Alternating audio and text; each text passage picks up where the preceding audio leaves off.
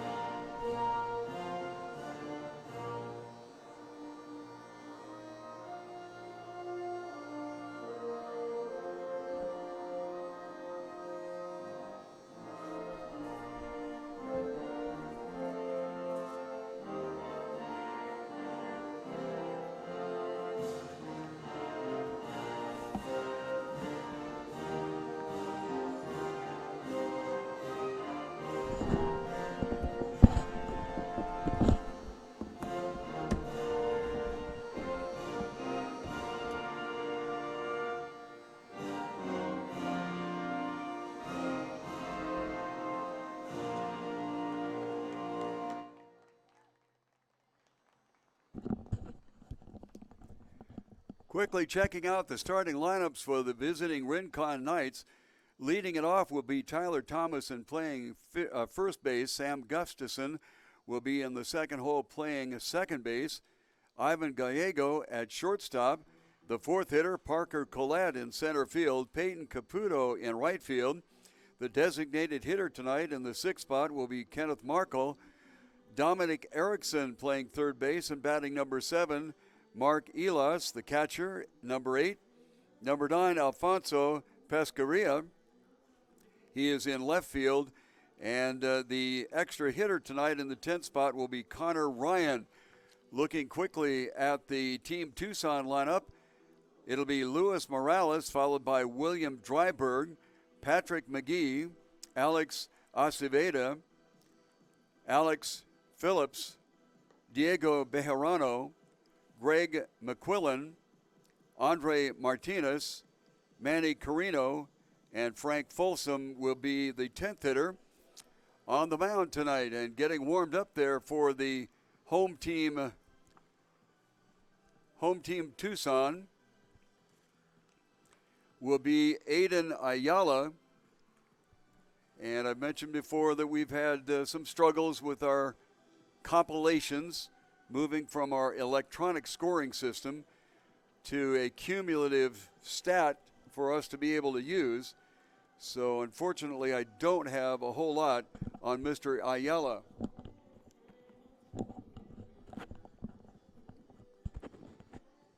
Starting off the webcast here, we have first and second base with sun in their eyes. Currently 91 degrees at the Tucson Airport, which is about 5 miles southeast of us. So we're going to take that as the temperature here at Keno Veterans Memorial Stadium. Right fielder also in the sun, but there are structures along the west side of the building that will take that sun away in about the second or third inning. Center fielder has a bit of sun to contend with, but he is looking southwest rather than directly west, and so he doesn't have nearly as much problem with the sun in his eyes there. Out in left field, there are some streaks of sun, but obviously he's looking away from it. The prevailing wind, which is whipping up a fair amount right now, goes from the left corner to the right corner. And the dimensions of the ballpark here, 340 down each line. Looking at straightaway center, 405, and the gaps, 390, and right field and left field, 375. So we're ready to go at the top of the first inning. The Rincon Knights, the visiting club tonight, and Tyler Thomas will step in. He's batting .250 in his games here in the stadium. At the set, Caden Ayala comes to the plate high and away for a ball, and we've got things underway here.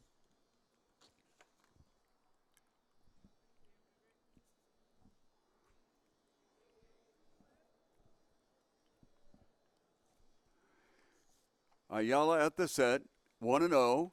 Misses, catches that outside corner for a called strike.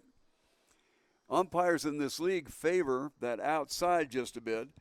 So batters need to discipline themselves to step that way and whack it into right. So far, not a lot of success with that. This one hit to right center, and it'll get down and go to the wall. So it looks like we're going to have at least a leadoff double, but the turn at second base by Thomas, and he heads to third, and he'll go in there standing up. So a triple leads things off for the Rincon Knights.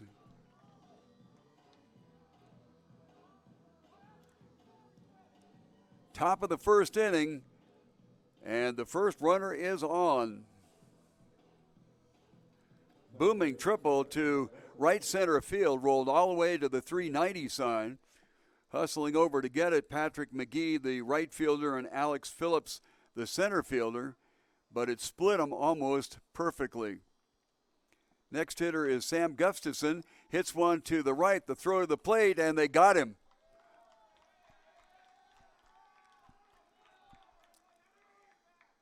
There's an adage in baseball that says that you cannot make the first or the third out at home or at third. And unfortunately for the Rincon Knights, on a bounding ball to the first baseman, Alec Acevedo, He threw it home just slightly high, but Greg McQuillan, who is committed to the University of Arizona, went up and got it, and it was a 3-2 first out, and there's a runner on first base.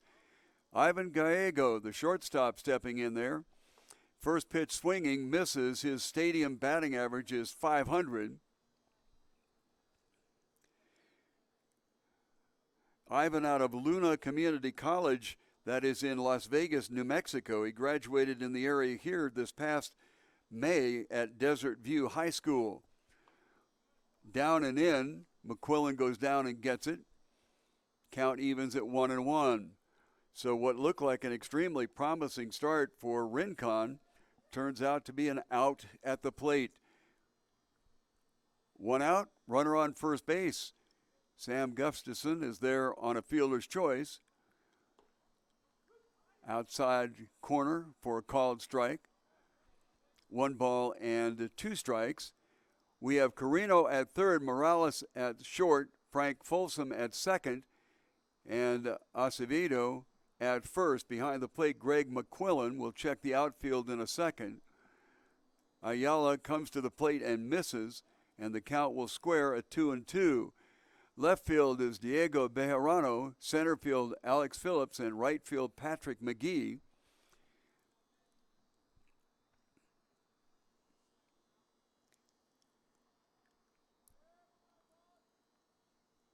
To the plate, outside corner called strike 3, looking. So that is the first strikeout for Ayala. Second out of the inning, and Parker Collette, the center fielder for the Rincon gang, will be up there.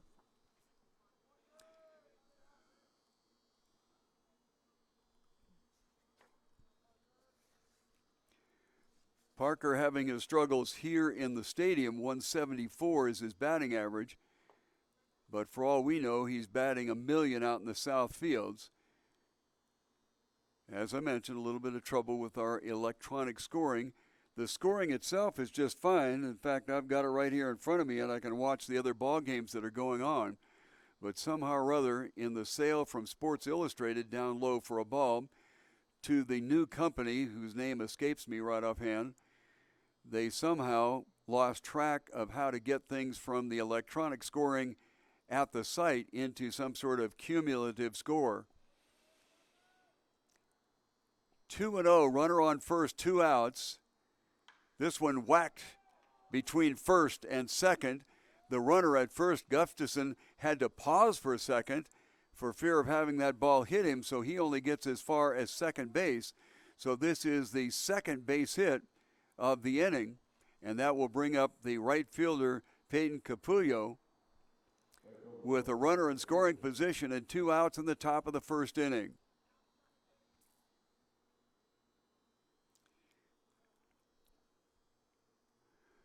As with number of players in the Tucson area that all participate in this summer league, first pitch way inside for a ball,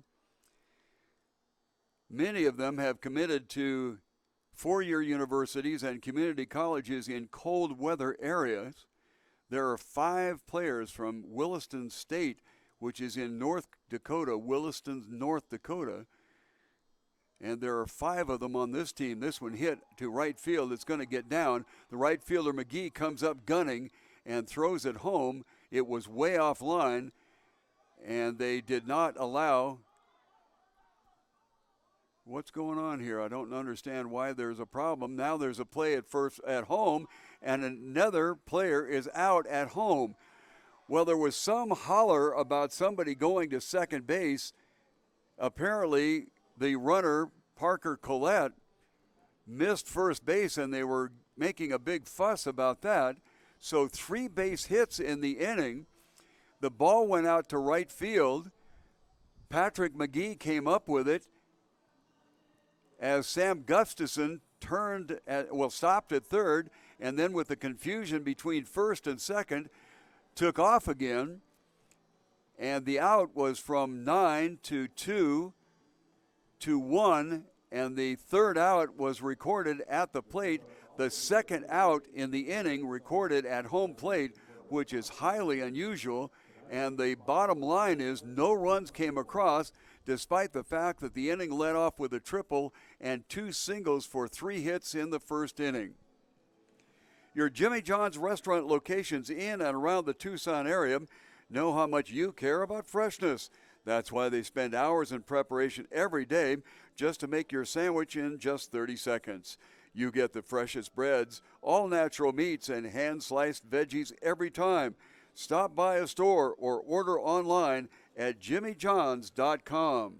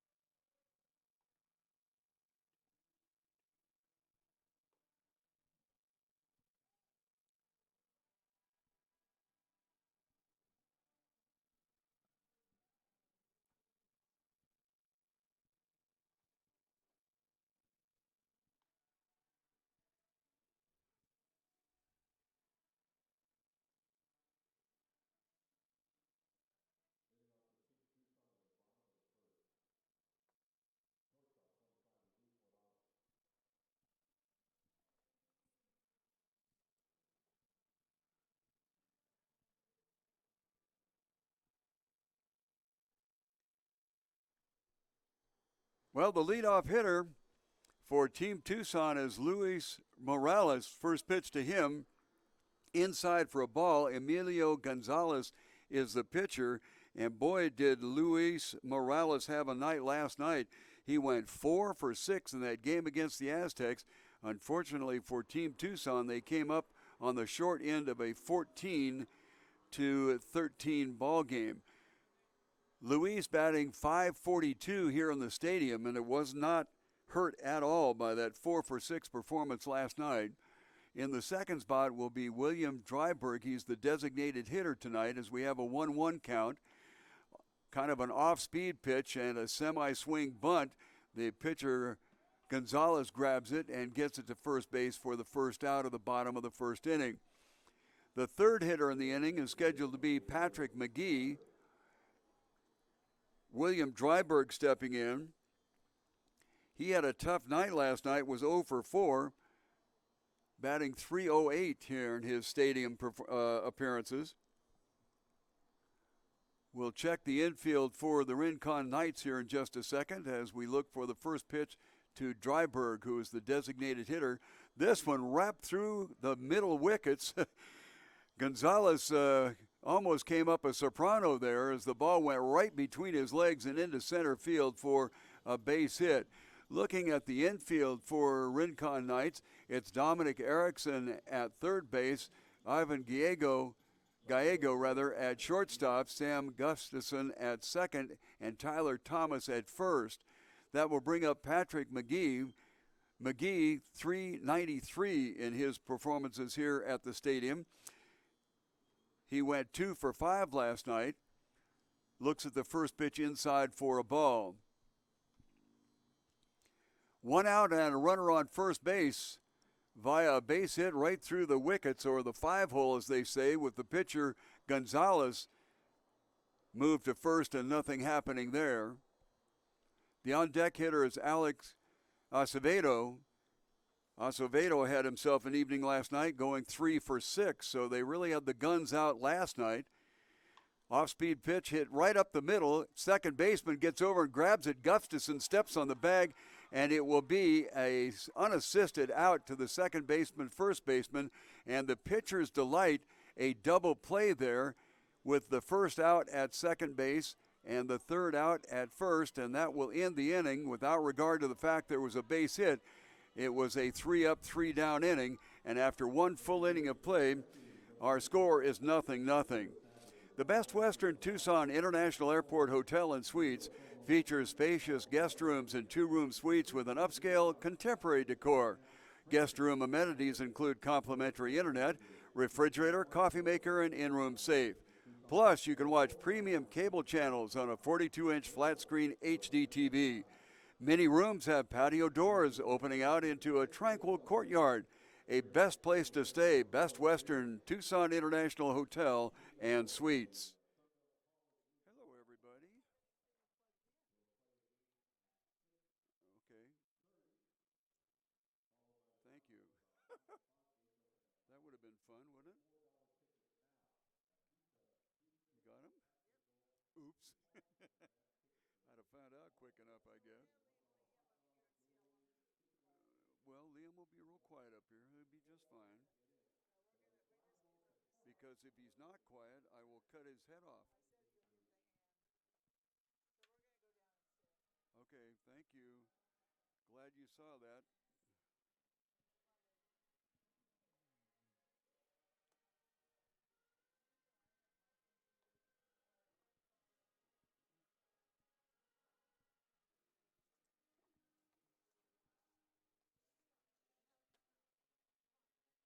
He's all right.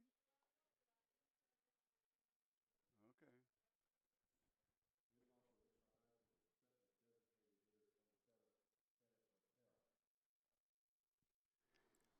We will start off the top of the second inning with Kenneth Markell. He's the designated hitter.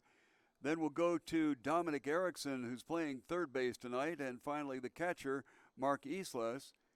Somehow or other, Caden Ayala wriggled off the hook with 2 outs at home plate. First pitch swinging on a high fastball for a strike. There were 3 hits last inning, a triple to lead it off, and 2 singles. But in each case, things went awry, and they got outs at home. I'm still not exactly sure what happened. This one hit out towards Morales at shortstop. He gets the ball across the diamond, and it'll go 6-3 out. First out of the top of the second. There was some sort of confusion about who's on first, and I don't want you to start quoting the old Abbott and Costello routine to me, but there was some confusion about who was on first and so on and so forth. The runner from second base, Gustafson, stopped at third, but then seeing the confusion tried to come home. Well, the confusion got ironed out just in time to nip him at home for the third out of the inning. Fouled off to the left side is Dominic Erickson. Erickson playing third base tonight. Has no batting average here out of the stadium, as I mentioned. He may have played and done very well in the south fields, but this is the first time that we've seen him in the stadium, and he has no base hit. Outside corner called strike, so right away Dominic is in a hole, 0-2. He did not play in last night's game against the Stars, or the game on the 18th against the Stars here in the stadium. To the plate behind him for there's something about a waste pitch or not letting the hitter get at it, but I'm not sure we necessarily want to throw the ball behind him, but obviously nobody on, so there's really no problem there. Outfielders pretty much straight away, although Alex Phillips in center field likes to play rather shallow, and he's in that position right now. Late swing and a strikeout. Second out of the inning, second strikeout for Ayala. And that will bring up Mark Elis. He's the catcher.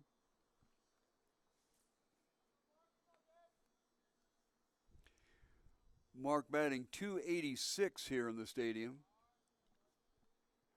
He went 1 for 3 last night.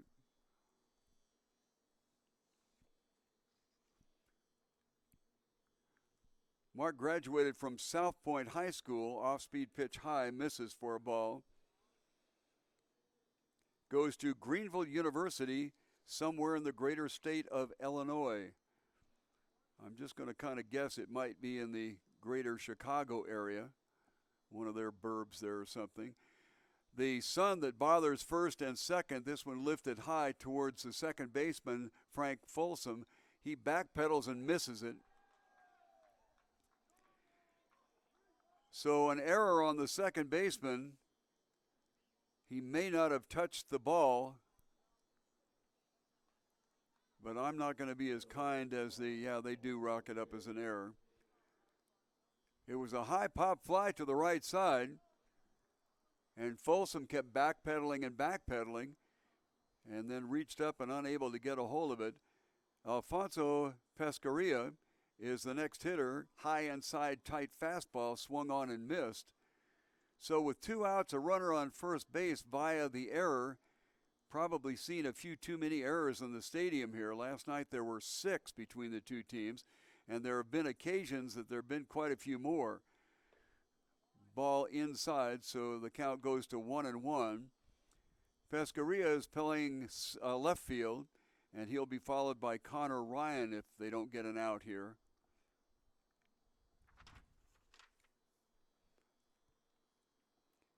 This one lifted high to the right side.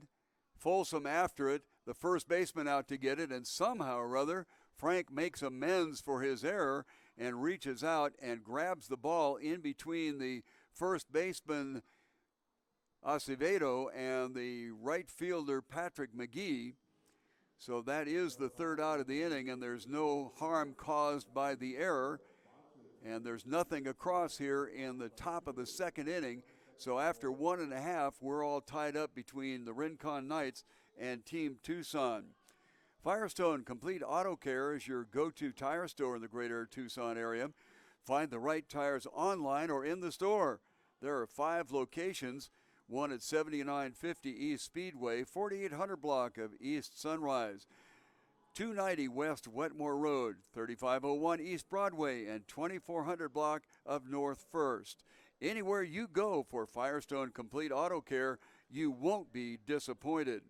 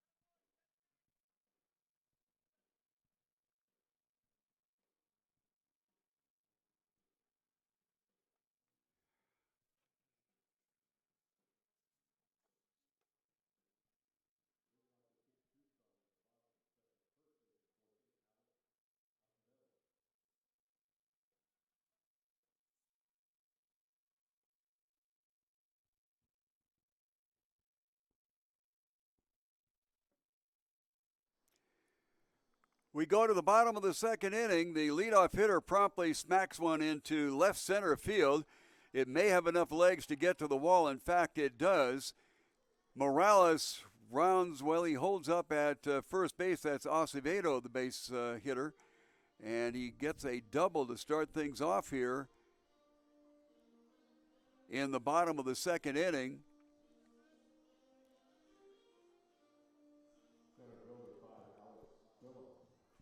Alex Phillips, the center fielder, will get in there and try to pick up Acevedo from second base.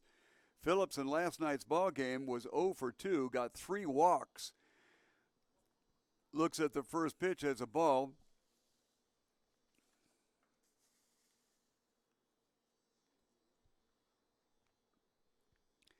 Alex, a 2018 graduate from Catalina High School. 1-0 pitch. Gonzalez looks like he's aiming the ball. You can kind of see a difference if you look very closely. When the pitcher just kind of guides the ball up there, that's aiming it. When he just rears back and throws it, that's a whole different story. So we see how he handles this particular 2-0 pitch. Once again, just kind of leaning out there and wishing the ball to get over the plate. 3-0 the count, nobody out here in the bottom of the second inning. First base is open. The sun has gone behind the buildings, so first, second, and right no longer having to bother with the sun. This one fouled off to the right side, interestingly enough, swinging 3-0.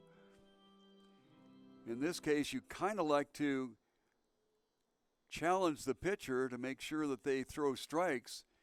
Maybe Acevedo's first pitch double rattled Gonzalez just a little bit. 3-1.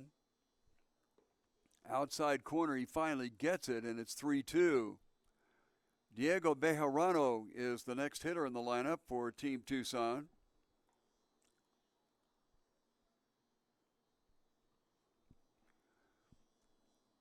To the plate, hit straightaway center field. Collette ranging to his left. It's got a little bit more oomph on it than we thought, and the ball hits the warning track and bounces over. That's one thing that is a result of the rather toasty temperatures here in Tucson, Arizona. Although right now we have 91 degrees, which isn't quite as hot as it could be, but that ball carries a lot better than you would think. The run comes across because it was a ground rule double, and Acevedo with his leadoff double was on second base, so he gets 2 bases, and an RBI double racked up for Alex Phillips, the center fielder for Team Tucson. So 1 run across, nobody out still, and a runner in scoring position. Bejarano fouls it off the end of the bat. Going that way, the ball is going to be spinning towards the foul line, and that's exactly what it did. As soon as it hit the ground out there, it spun almost obliquely to the left and foul, so it's an 0-1 count to Diego. He's coming into the stadium tonight batting .429. This time he fouls one off to the left side once again, but this one into the stands. Diego in last night's game was 1 for 4. Last night's game between Team Tucson and the Aztecs was separated by a missed extra point outside for a ball, 14-13. The thing that was very frustrating for Team Tucson is that they got off to a 7-run lead. They were ahead 8-1 at one time. And the other thing that had to be frustrating for them, besides the fact that they got caught and tied, this one fouled to the right, is the fact that they had the bases loaded in the bottom of the 9th inning and could only push 1 run across. They needed 2 to keep the game going. Team Tucson on a 3-game losing streak right now, and they would certainly like to put the brakes on that one. The 3 teams that they lost to all ahead of them in the standings. The runner goes to third. The throw down there not in time. The pitch was called a ball. Sometimes it's easier to steal third than it is to steal second. I know that sounds very odd, but you can get a running head start off of second base without too much problem. Off of first, you have to go from a standing start, and that makes a huge difference. Off-speed pitch high and away, and we'll go to a full count. 7th pitch of the at-bat. Greg McQuillan, who is committed to University of Arizona, the catcher, is in the on-deck circle. Outside corner for a ball, and that will walk, give up the first walk for Gonzalez. He has given up 2 hits, actually 3, and is down 1-0 right now. McQuillan steps in with runners on first and third. Nobody out in the bottom of the 2nd inning and 1 across already. To the plate, down low for a ball.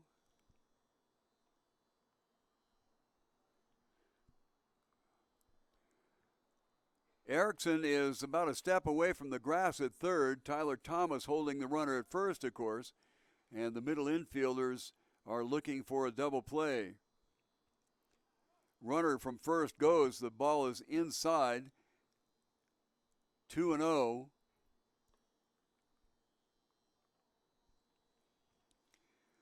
Probably a good idea to take off on that particular pitch because Gonzalez has been throwing a lot of off-speed pitches. And when that ball comes in there not quite as quickly as it would on a fastball, the catcher is limited, fouled off to the right side. Elas came up, and instead of looking at second, he knew the runner was there. Took a sharp eye at third base, hoping that Alex Phillips, who's on third base right now, would get lazy and get caught off third, but that was not the case. 2-1. First base open, runners in scoring position. There are two of them, one on third and one on second. One run across already, on the knees for a called strike.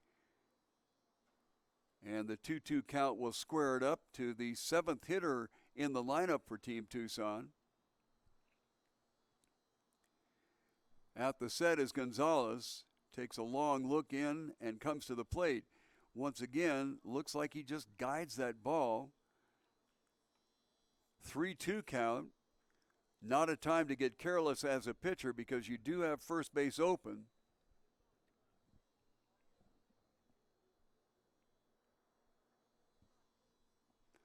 To the plate, 3-2. Misses. Second walk in a row by Mr. Gonzalez.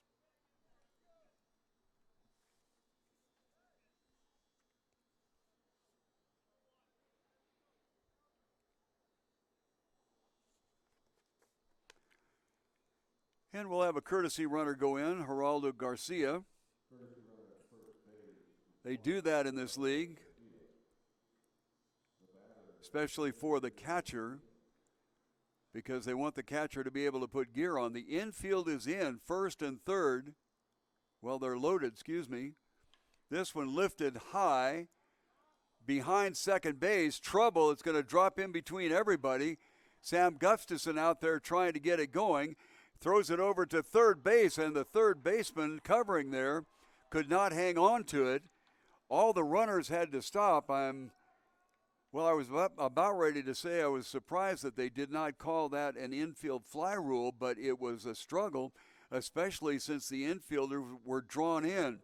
So a second run comes across, and an RBI single for Adrian Martinez, and they're still loaded. They almost got the runner going to third because he had to wait and see whether the ball was going to drop in or not. And the throw to third base, Erickson couldn't handle it, and the runner got there safely. First pitch to Manny Carino, the third baseman,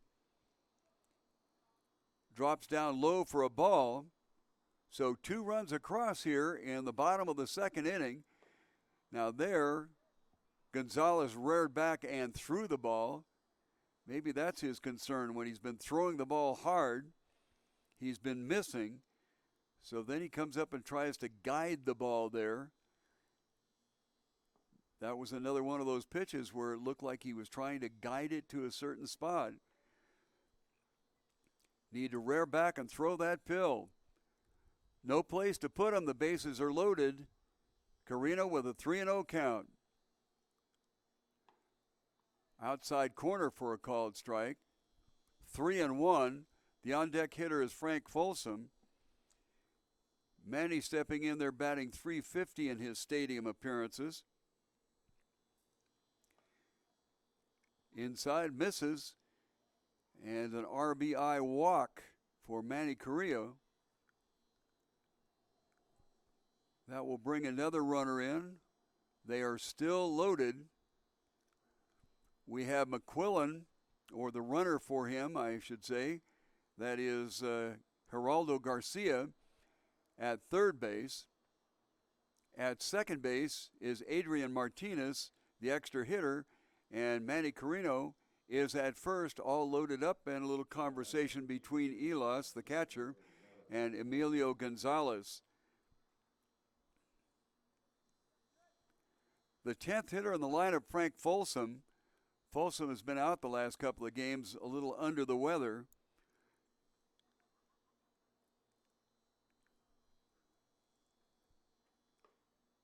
High for a ball. No activity at the moment in the Rincon Knights bullpen, but now, just as I say that, they run a couple of players down there, 17 and 13. So we'll check and see. One or the other is the pitcher and the other one is catching. Second pitch is a ball. So Gonzalez having a terrible time getting started here. 2-0, bases loaded, inside, hits him, and that will bring in another runner, and that'll be the 4th run of the inning. Garcia will score down from third base. Over to second goes Adrian Martinez, and Carino will go to second base. Did I say Martinez going to second? No, he's going from second to third. And we go to the top of the order, Luis Morales, who has a hefty batting average here in his stadium appearances at .542. First pitch to him is high and inside. 2 doubles, 2 walks, a base hit, another walk, and a hit batsman loads him up and scores 4. There's a strike on the outside corner. 1 ball and 1 strike. 4 runs, 4 hits for Team Tucson. Nothing on 3 hits for the Rincon Knights. This one gets away from the catcher, Elas, and everybody will move up 90.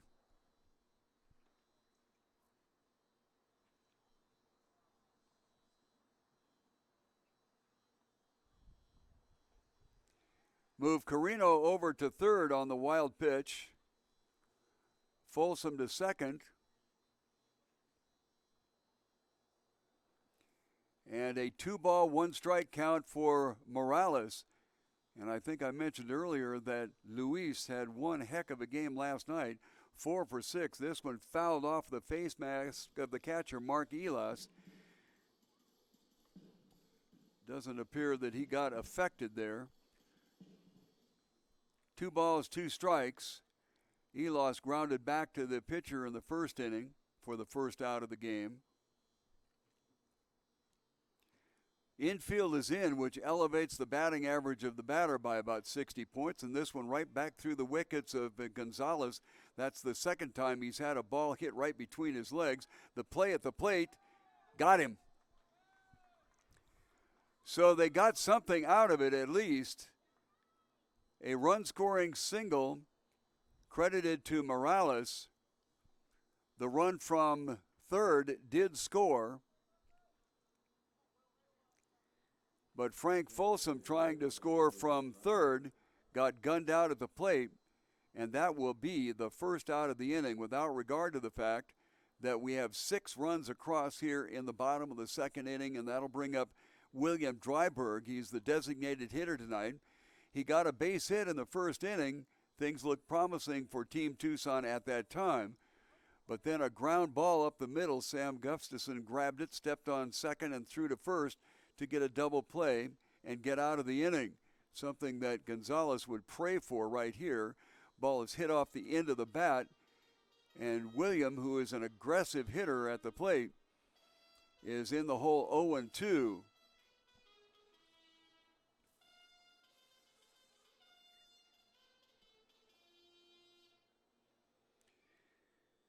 Dryberg attends Kansas Wesleyan University in St. Joseph's, Missouri. Bishop LeBon High School is where he graduated, in the same city.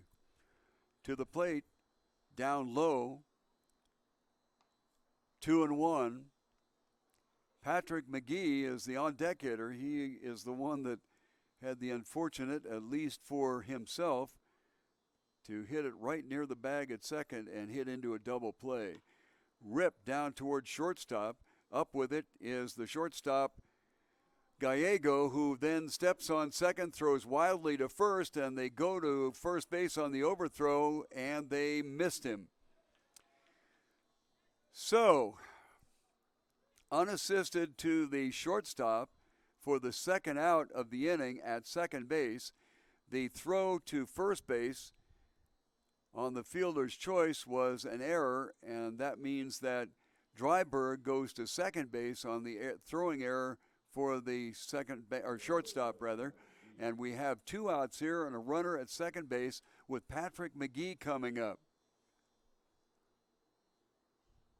6 runs in here in the bottom of the second inning. as Team Tucson is kind of seeking revenge. This one blasted down to first base. Tyler Thomas picks it up and will make the unassisted out. And that is the third out of the inning, but not before 6 runs come across. And at the end of 2 full innings of play, it is Team Tucson 6 and the Rincon Knights nothing. When you want to have really good Tex-Mex cuisine, go to Chuy's Mesquite Broiler on East 22nd and Culm. Chuy's knows what Southwestern tastes are all about, and they are right there to satisfy. Chuy's on 22nd Street is open until 10 on weeknights and Sundays, till 11 on Fridays, until midnight on Saturdays. Enjoy the food, decor, and drinks at Chuy's at East 22nd Street and Culm.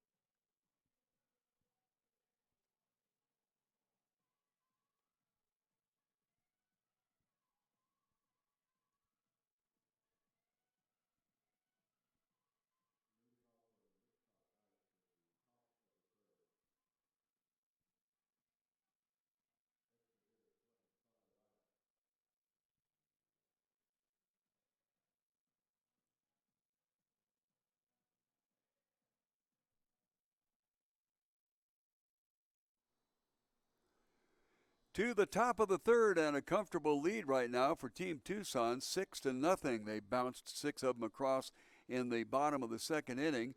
First pitch to the leadoff hitter, Connor Ryan, the extra hitter, who comes into the stadium batting .250, is a strike on the outside part of the plate.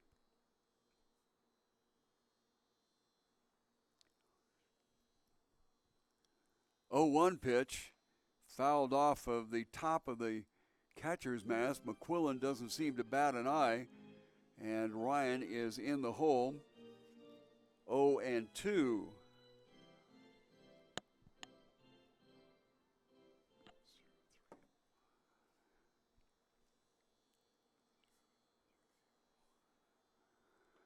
Half check swing, but it is called a strike, and that will be the strikeout for the first out of the top of the third inning, the third strikeout for Ayala.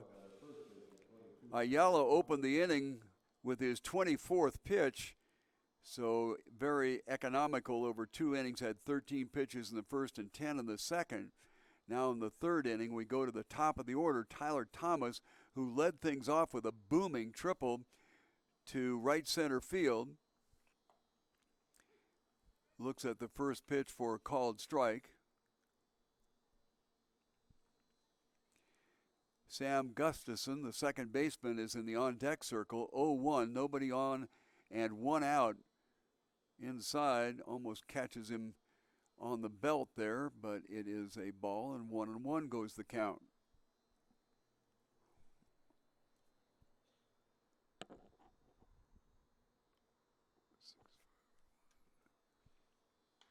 This one fouled off the right side.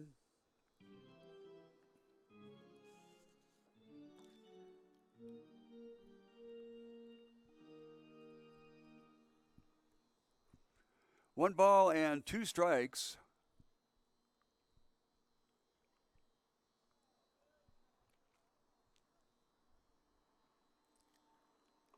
High and away. 2-2 will be the count. Checking on scores on the outer fields in the bottom of the third, it's the Rincon Rockets and Cochise Stars battling for second spot. They are tied up at 1. The Kings are leading the Aztecs in the top of the fourth, 1-0. Wrapped high hopper out towards second. Frank Folsom over, picks it up and fires it to first, and that will be the second out of the inning. Sam Gustafson coming up there. He got on in a fielder's choice. He also created the third out of the first inning, a second out of the inning recorded at home in a very confusing play. I'm still not exactly sure what started all the confusion, but what ended it was a throw from right field off line to the catcher, who then threw it to the pitcher, Ayala, and they got the out of the plate. First pitch is a ball.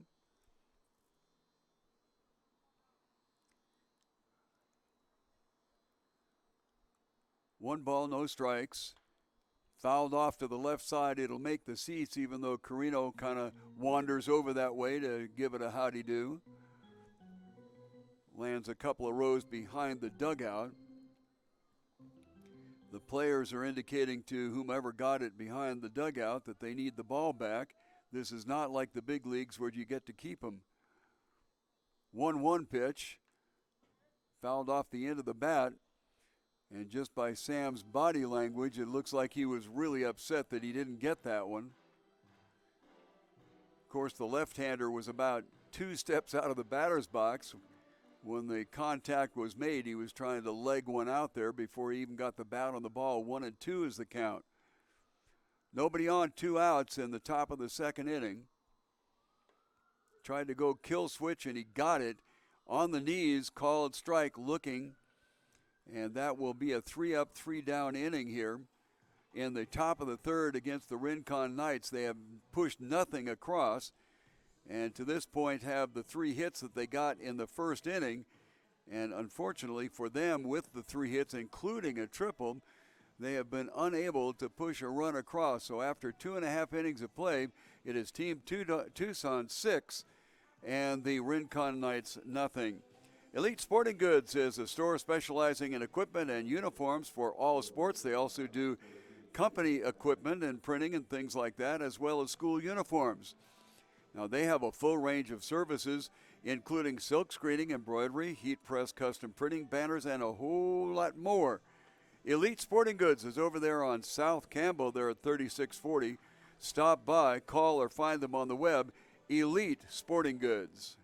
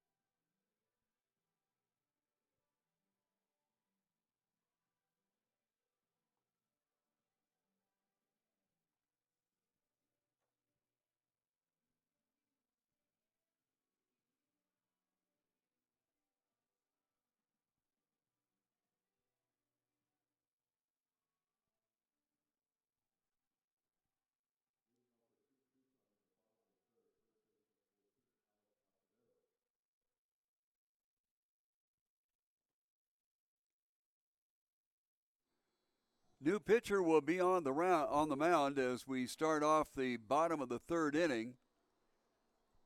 The batter will be Alex Acevedo, who got a double to start off the onslaught of 6 runs scored in the previous inning, the second inning. Second pitch, he pops up to the right side, and Tyler Thomas will get underneath it and grab it for the out. The pitcher is Jake Matthews.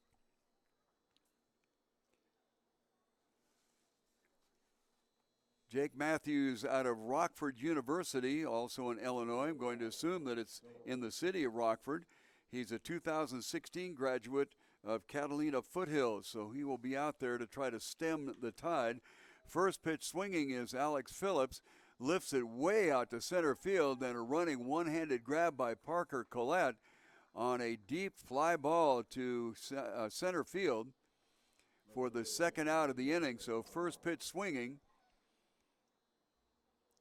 A pop out to the first baseman, Thomas, followed by a deep fly out to Parker Collette. So 2 quick outs here in the third inning, and Diego Bejarano will be up there. Diego walked in that 6-run bottom of the second. First pitch to him is a ball. He stole second base and then moved around to third on the base hit by Adrian Martinez. This pitch outside, 1-1. And finally wound up scoring on a bases-loaded walk by Manny Carino. And that was the third run of the inning. This one high and kind of had Bejarano bending back a little bit. 2 balls and a strike. Diego comes into the stadium with a .429 stadium batting average, looks at a called strike, and deuces will be wild. Well, they have it up on the board that it's 3-1. This one gets him on the inside corner, so now we go to 3-2. Everybody pretty much straight away defensively, with the exception of Collette, who is swung around to the right side in center field. A swinging strike. It gets away from the catcher, Elas, as the ball was in the dirt. Probably should not have swung at it. But with the ball getting away, Bejarano goes over to first base.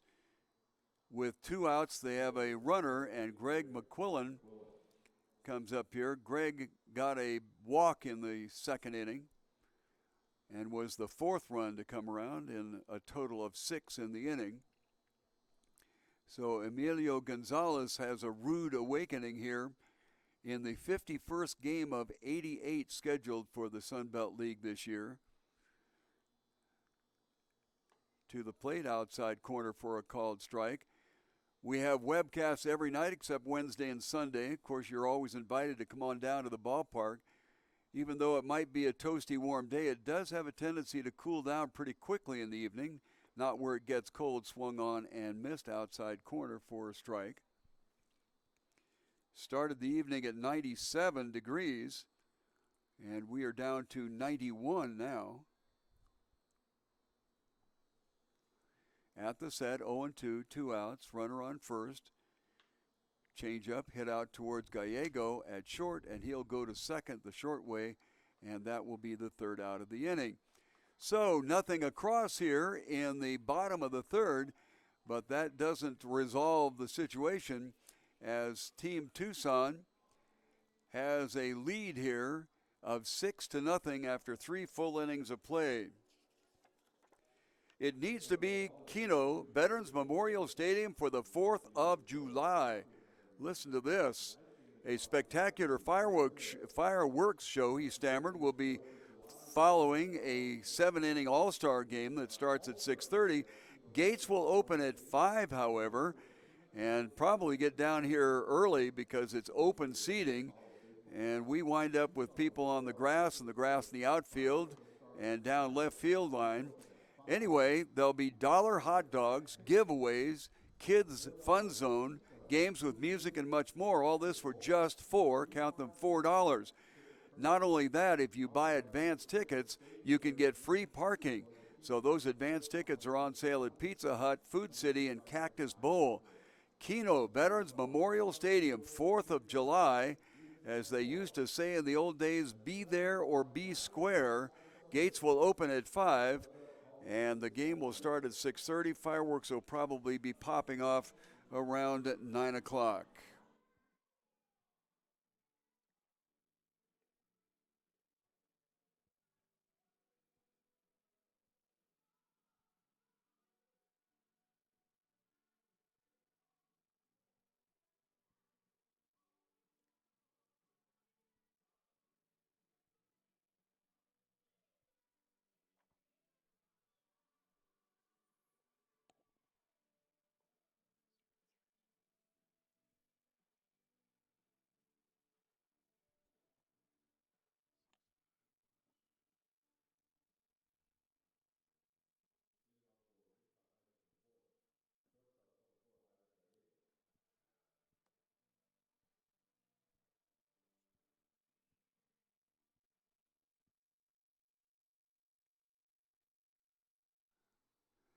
Top of the fourth inning, Rincon Knights have yet to put spikes into home plate.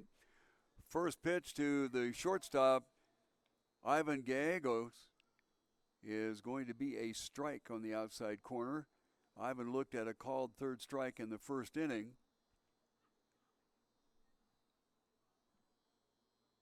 This one fouled off to the right side with a chance on it, McQuinlan, but he looks at it and it bounces on top of the dugout. Second strike, 0-2. Caden Ayala is on the mound for his fourth inning of work. I'll get things straight here in a second.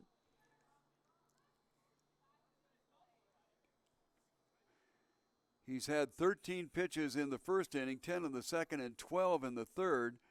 So now starting off the fourth inning, 35 pitches. This one down the line. Everybody struggling to get there, and it hits just inside the foul line, and it is a base hit. Boy, talk about hit them where they ain't. Acevedo was there, Frank Folsom was there, Patrick McGee was there, all of them getting there, full tilt, and the ball dropped probably 6 inches inside the foul line out there. So a base hit that in the scorebook looks like a line drive.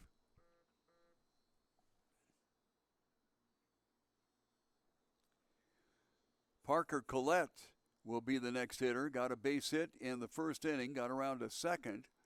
First pitch to him is a called strike.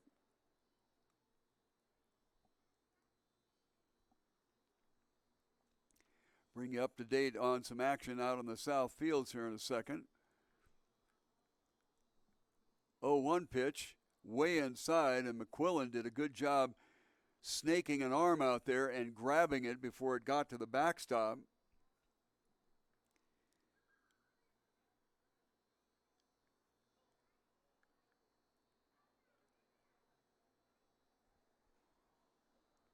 One ball, one strike. Letters, strike two, 2-1. Well, the Kings have given up their 1-0 lead to the Aztecs, 3-1 now. Michael Romero has thrown 4 innings with 6 strikeouts for the Kings. Mason Millette has 6 strikeouts for the Aztecs, so kind of a pitcher's duel going on out there. 2-2 will be the count on an outside fastball.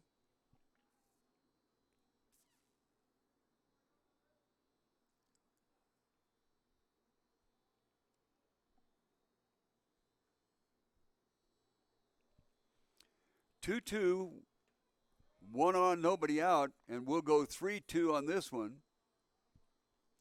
It'll be interesting to see if the Rincon manager, Tony Fernandez, gets something moving here just to see if they can't shake the troops up a little bit.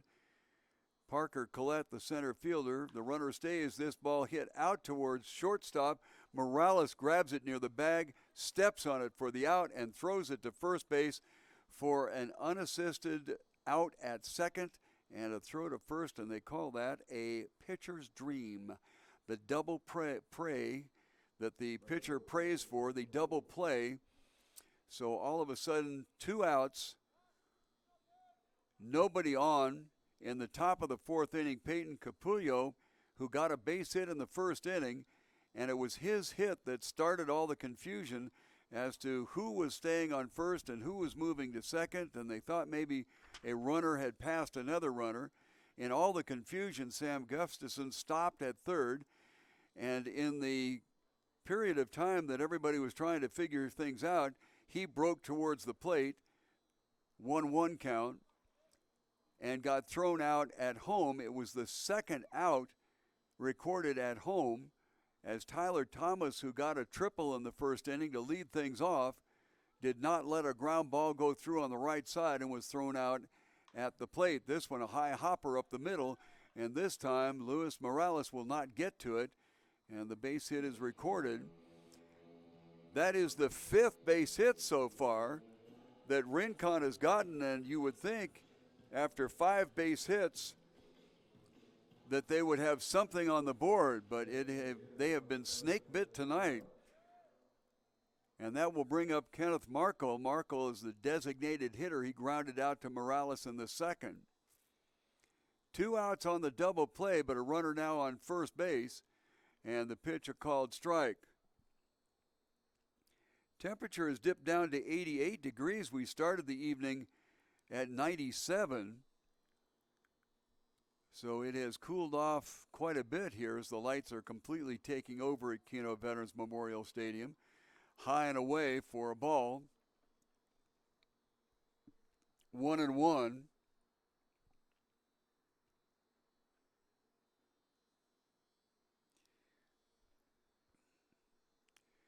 Well, the Aztecs score things in bunches, and they have jumped up on the Kings 6-1. Pitched down low.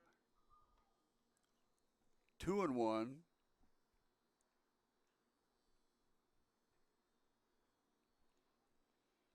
Unfortunately, something that has occurred all too often here is that those runs being scored by the Aztecs are claimed to be unearned. So errors have been the boon, or the Achilles heel, if you will, of the Sun Belt League this year. 2-2 is the count to the designated hitter, Kenneth Markle. Couple of outs, a runner on first, and we're in the top of the fourth inning. Waved at and missed, and that will be the third out of the inning on a strikeout. It is the fourth strikeout put in by Ayala, and nothing across here in the top of the fourth inning. So after 3.5 innings of play, our count is 6-0 in favor of Team Tucson. Cazal has been a leader in all aspects of fire protection since 1982. Cazal Fire Protection Company services both home and business locations by providing design, planning, and management of your fire protection needs. Cazal has an extensive knowledge in fire protection and works very hard to keep their fine reputation. Look online to find Cazal Fire Protection Company, first in quality, serving with pride.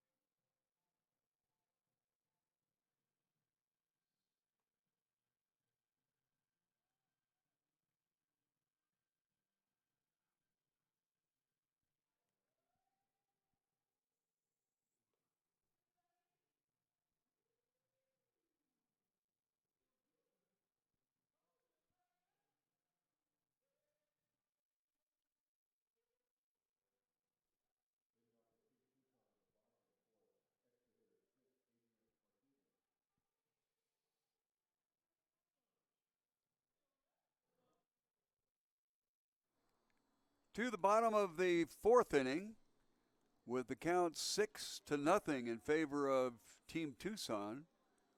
First pitch is a strike. Adrian Martinez, the extra hitter, got an RBI single in that 6-run second inning. Misses that one 0-2. He'll be followed by Manny Carino and Frank Folsom as we go to 8, 9, and 10 in the order. Off-speed pitch down low. Catcher has a problem finding it. The play to first base is recorded, and that will be a strikeout. Jake Matthews out there for his second inning of work. He came in the bottom of the third inning after the onslaught of 6 runs in the second recorded against Emilio Gonzalez, the starting pitcher. So right away, Matthews went to work, got a pop-up and a deep fly ball, a strikeout, but the runner got to first base because they lost the ball at the plate there.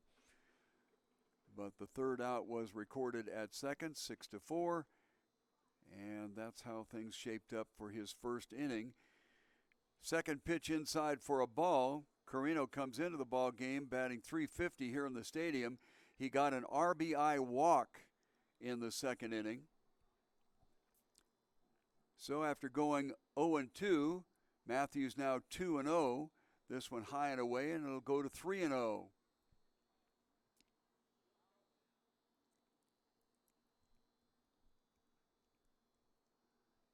3-0. Big swing and a miss. Turned him loose at 3-0. Well, if you're up 6-0, you might as well take a shot at it. However, last night, Team Tucson was up by 7 runs and wound up losing, so maybe stick with the basics there. Fouled off to the right side. 3-2. Top of the 5th inning, B&L Rockets 2-1 over the Cochise Stars. Out in the south fields there, that one down low and a walk. It looked like Jake tried to push that one up there or aim it, and that was our concern about Emilio Gonzalez. Looks like when he reared back and threw the ball, he was doing okay, but when he tried to guide it up there, was having a problem. Frank got a bruise on his right buttocks in the 2nd inning, but because of that, and they let the ball roll. Very smart move by Dominic Erickson. The ball was right on the line. Erickson was right there to grab it and try to throw the runner out, but the angle was heading towards the foul line, and Dominic at the last second decided to let it go, and it kept rolling at foul as it passed the third base bag, and we'll come back and try it again. 0-1, this time Erickson a little bit closer on the grass. That drag bunt down the third baseline. This one is just reaches out and pops it into left field. That was a nice piece of hitting by Frank Folsom. That's one thing that's very hard to teach a young hitter, is go where the ball is pitched, and that's exactly what Frank did. Didn't get a lot of lumber on it, but got it out into short left field, and that'll put runners on first and second with 1 out here in the bottom of the 4th inning. And we go to the top of the order, Luis Morales. Morales got a run-scoring single in the 2nd inning, grounded out to the pitcher in the 1st. So Luis is on a tear here. He was 4 for 6 in last night's game. 1 for 2 tonight. So 5 for 7. And he's churning and burning here, way outside. Second time this inning that Matthews has started out 2-0. Last time he was 2-0, he gave up a walk. His first of his 2-inning outing here. This one wrapped to left field. Coming on fast for it is Pescaro, and he doesn't have it fast enough, and it drops in front of him. Alfonso Pescaria got a fairly good jump on it, but the ball was just lifted into left field, and we've got him loaded up here just like we did in the 2nd inning. Moving over to third will be Carino. To second is Frank Folsom, and on first base with a easy little base hit to left field is going to be Luis Morales. William Dryberg, who got a base hit in the 1st inning but was erased on a double play on a fielder's choice and around to second on an error in the 2nd inning. First pitch swinging, fouls it off. This one blasted fair down the left field line, and that will score at least 2. They hustle around and get the ball back in, and a run-scoring double, actually a 2-run scoring double. First pitch swinging. And Dryberg, who is a very aggressive hitter, now has runners on second and third, and 2 more runners in. It's going to be 8-0.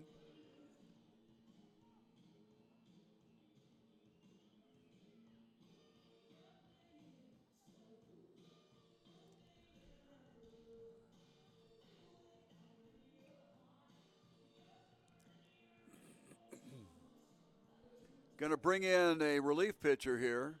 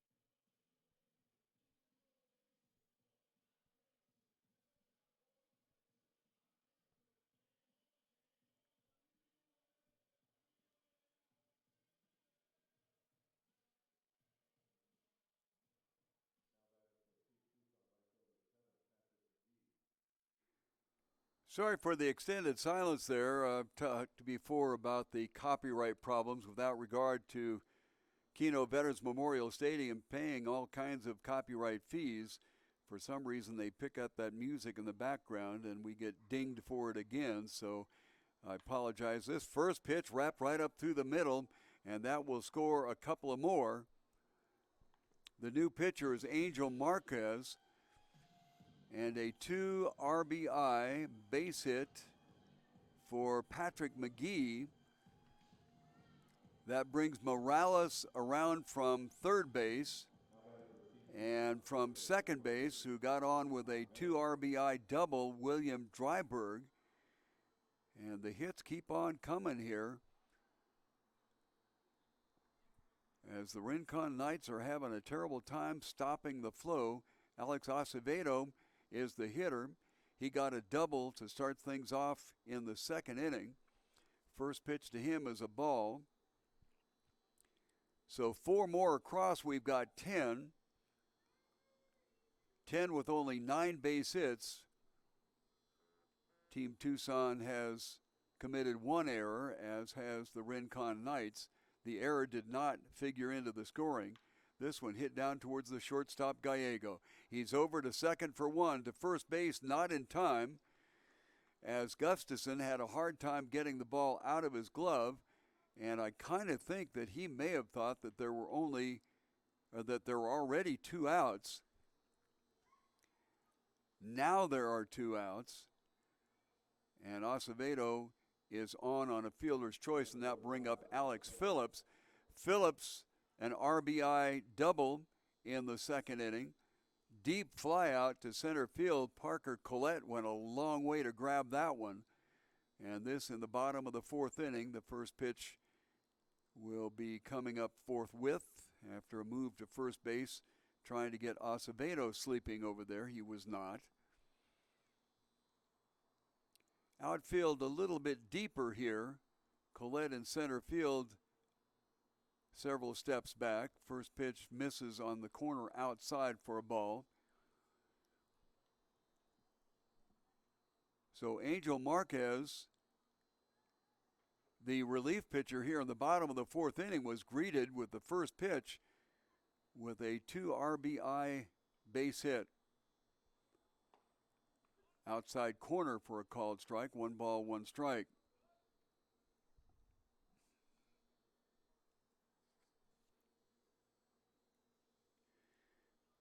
Marquez is one of the several players going to Luna Community College in Las Vegas, New Mexico. Way outside, Elas gets over and keeps it in front of him to keep the runner at first base. Marquez graduated just recently here in May from Desert View High School in the greater Tucson area. At the set. Lifted high to right field, drifting over is Capullo, and he grabs it for the 3rd out of the inning. However, 4 runs come across, and after 4 full innings of play, it is Team Tucson 10 and the Rincon Knights yet to score. O'Reilly Chevrolet would like to have you know all about their 95th anniversary tent sale. Now, this sale goes on all month, and there are savings plus savings plus savings.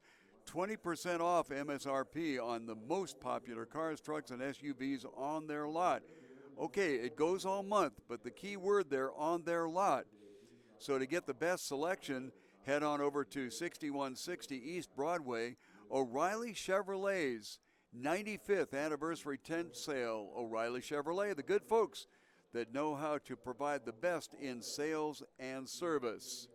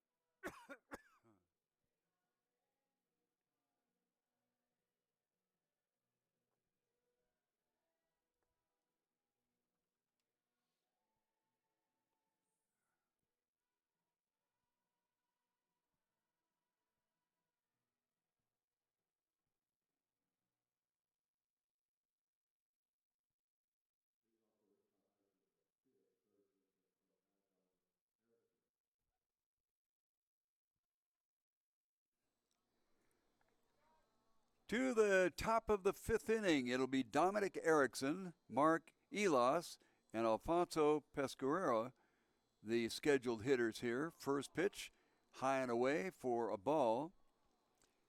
Dominic Erickson struck out swinging in the second inning, made a very smart defensive play on a bunt that hugged the line, and he recognized that it was at just enough of an angle that it was going to get into foul territory, 1-1.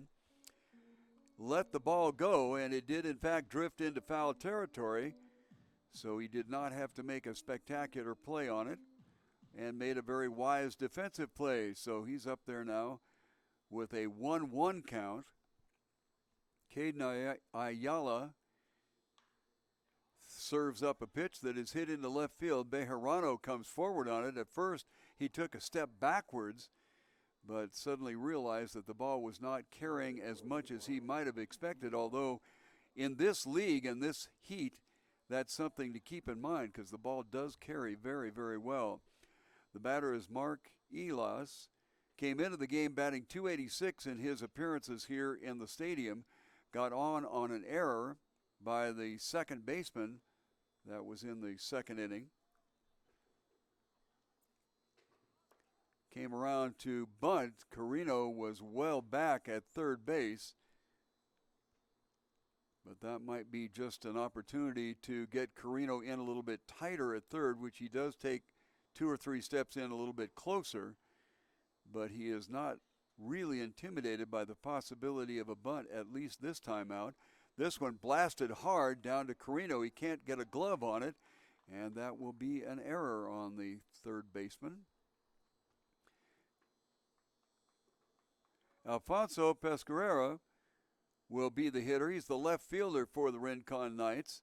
He popped out to the second baseman, Frank Folsom. Folsom, after making an error on just the previous play on a pop-up, this time really aggressively went after a pop-up down the right field line and made a fine play on it. The previous play, well, I don't know whether he got turned around a little bit or whether the twilight sky was bothering him and he couldn't find it, but ball hit his glove. And excuse me for being old-fashioned, but you need to have 2 hands up there. That might have kept it in the glove, but he only had one, and it popped out.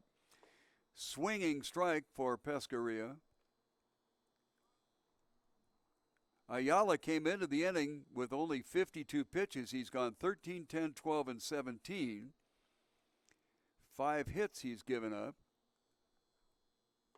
And no runs to this point, inside corner. And the count goes to 0-2.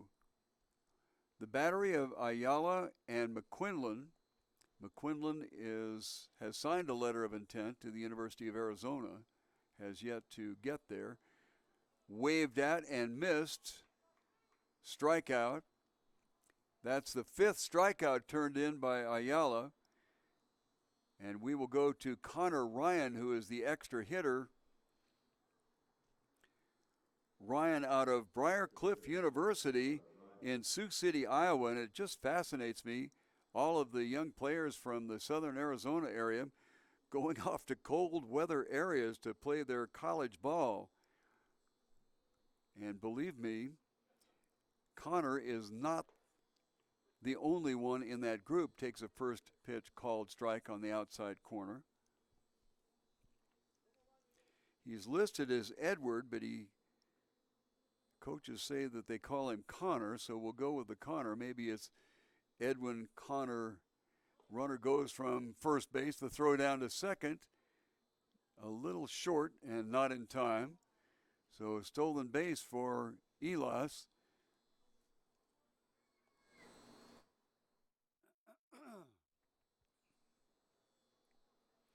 Pitch was called a strike.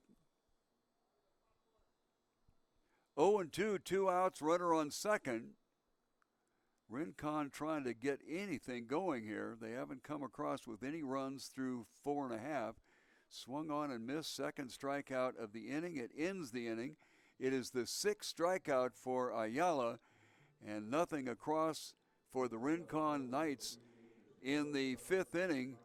So after 4.5, It is 10 runs for Team Tucson and nothing for the Rincon Knights.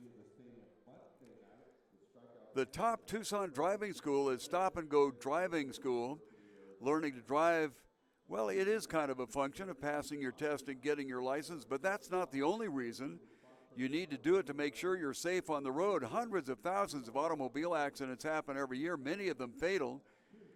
So the Stop and Go Driving School expert teachers will put you in the best place to keep yourself safe. Certified driver's education courses are available at Stop and Go Driving School.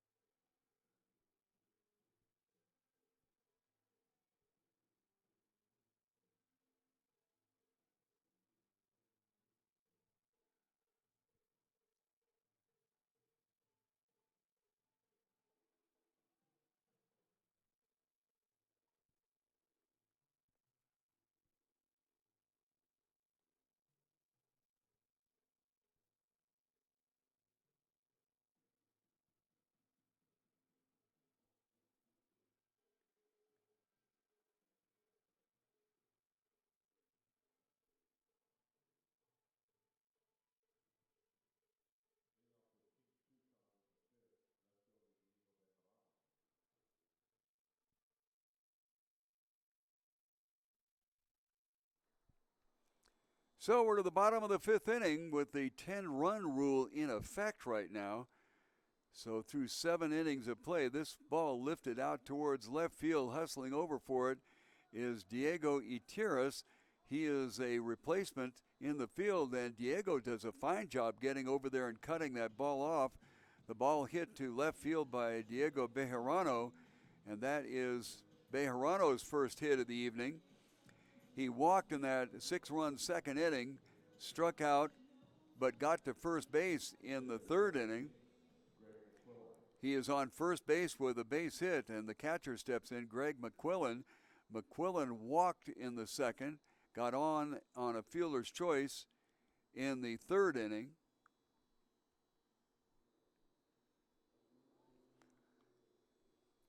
Throw to first, not in time. McQuillan in the stadium here has a .500 batting average. That'll dip down a little bit with the fielder's choice on third in the third inning. Right fielder Campullo is rather shallow in right field. Inside, misses for a ball. Left fielder Diego Itiras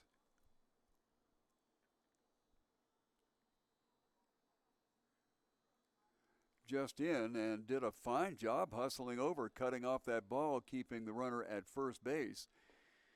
Down and away for a ball, 2-0. Angel Marquez is still on the mound. He came in the bottom of the fourth inning with 1 out. First man to face him blasted a base hit, and 2 runs came around. Of course, they're not credited to Marquez, the line drive to right field, right at the right fielder Campullo.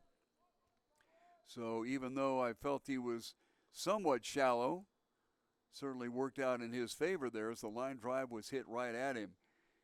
Adrian Martinez is the next hitter, an RBI single in the second inning, struck out swinging in the fourth. That strikeout was against Jake Matthews. But Jake did not last the inning as he gave up a walk, a hit, another hit, a double, and he was pulled in favor of Angel Marquez, who is on the mound right now. So we're going to have a pinch hitter here for Team Tucson. So stepping in to hit is Dylan Moran. Has no record here in the stadium. First pitch swinging, he's going to dump it into left center field, but hustling over it is Iteris. And my goodness, two fine plays by Mr. Iteris in left field. So he was a valuable defensive replacement as Dylan Moran goes out for the second out of the inning. And both outs revolved around nice plays. Well, actually, the base hit and then the out revolved around nice plays by the new left fielder, Iteris.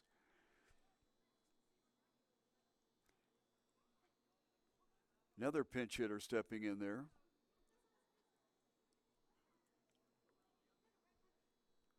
We'll get his number in just a second.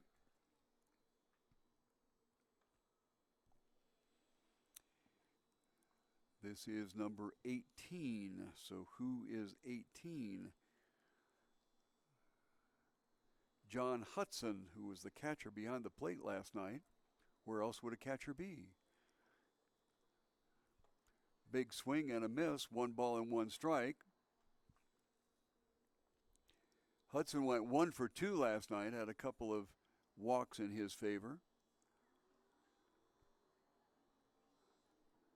So John Hudson comes in here in the bottom of the 5th inning as a pinch hitter. Angel Marquez over to first base once again, trying to let Diego Bejarano know that he's aware of him over there. Bottom of the 5th inning, Team Tucson leading it 10-0. And the Rincon Knights will need to do something here by the 7th inning, or it'll be called. Planted one in the middle of his back. So that is the first hit batsman for Angel.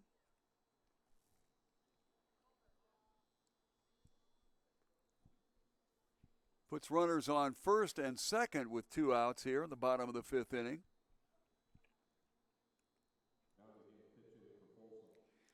Another pinch hitter, Geraldo Garcia, comes in there. He's batting .286 in his appearances here in the Keno Veterans Memorial Stadium.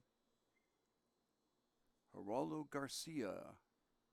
So when they go out into the field, we're going to have to take a long, hard look and see where everybody is defensively. First and second, 2 outs, bottom of the 5th inning. And the third pinch hitter in a row, high and away for a ball. So far, on the evening for Team Tucson, they've got 10 hits, 10 runs. There was 1 error committed by the Rincon Knights, but it did not figure into the scoring here. Late swing on a fastball, 1-1.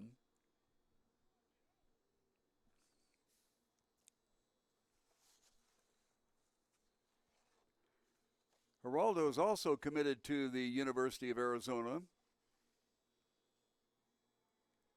He graduated from Yonkers High School, Yonkers, Ohio, in 2016.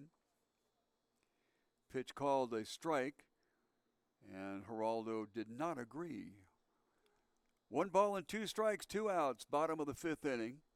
Runners on first and second. Marquez to the plate, misses. Elust does a nice job of getting out there and blocking the plate, or blocking the ball to keep it from rolling through.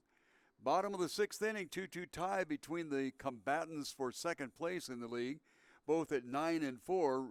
B&L Rockets and the Cochise Stars, 2-2, play at second base, and nothing going on there. The other game, bottom of the 5th, the Aztecs, who get things in bunches, scored 6 unearned runs and now have a 7-1 lead over the Kings. To the plate, waved at outside, and that will be a strikeout. It will be the 3rd out of here, the bottom of the 5th inning, and the first strikeout for Marquez. Nothing across in the bottom of the 5th, so we have 5 full in the books. And the score remains Team Tucson 10 and the Rincon Knights nothing. Come see the difference at Goliath Auto Sales. They are the no-pressure used car dealership at 5170 North La Cholla Boulevard in Tucson. Now, they had a recent customer, John of Tucson, was kind enough to write in a letter. And in that letter, quote, "It was the most painless deal I ever had buying a car. I would highly recommend Goliath Auto Sales. For value-priced, affordable vehicles, make sure you check out Goliath Auto Sales."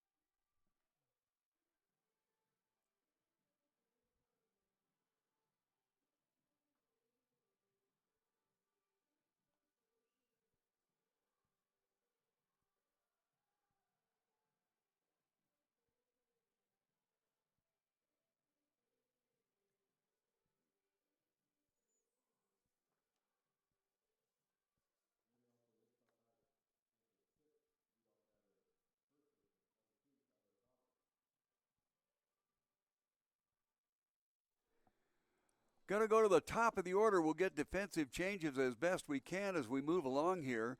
Taylor Thomas will be the first scheduled hitter, Sam Gustafson the second, and Ivan Gallego the third. First pitch from Caden Ayala is a ball. Thomas led things off with a triple and got thrown out for the first out of the inning at home on a ground ball to first baseman Asiego. This one lifted out to the right side. Acevedo, my apologies. Anyway, Tyler Thomas grounded out to the second baseman in the third, and he has an even count 1-1 here. Ayala, 63 pitches through 5 innings, pretty decent economy of pitching. 1-2 will be the count. He's gone 13, 10, 12, 17, and 11. Has recorded 6 strikeouts so far, and to my knowledge has not given up a walk. That is correct. Hitting off that back leg and waving at the ball, Tyler Thomas just barely fouls it off, and the count will remain 1-2. Some action out on the field for the battle for second place. Cochise Stars have plated 2 and now are ahead of BNL Rockets 4-2. High and away. And the scales are balanced now at 2-2. We're in the top of the 6th inning. Rincon needs to get busy because if they keep this 10-run deficit through the 7th inning, then mercy rule will take effect and we'll all go home. Again, off that back foot and an awkward swing. So we'll go to the 7th pitch of the at-bat, 2-2.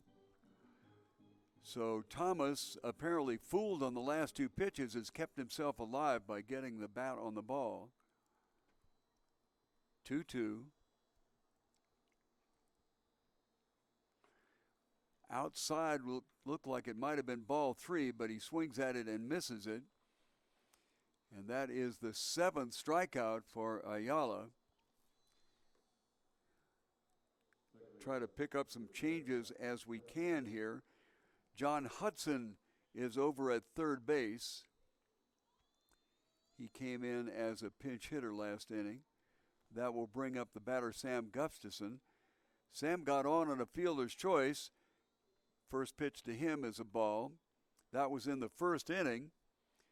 And then he was part of that totally confusing action between first and second that resulted in him stopping at third and then taking off for home, but being thrown out at home plate.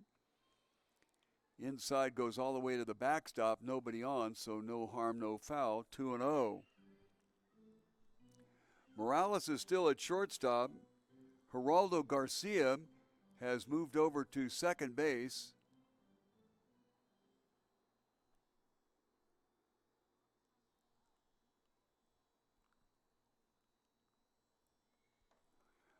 Big swing and a miss. 2 balls and a strike. Acevedo is still at first.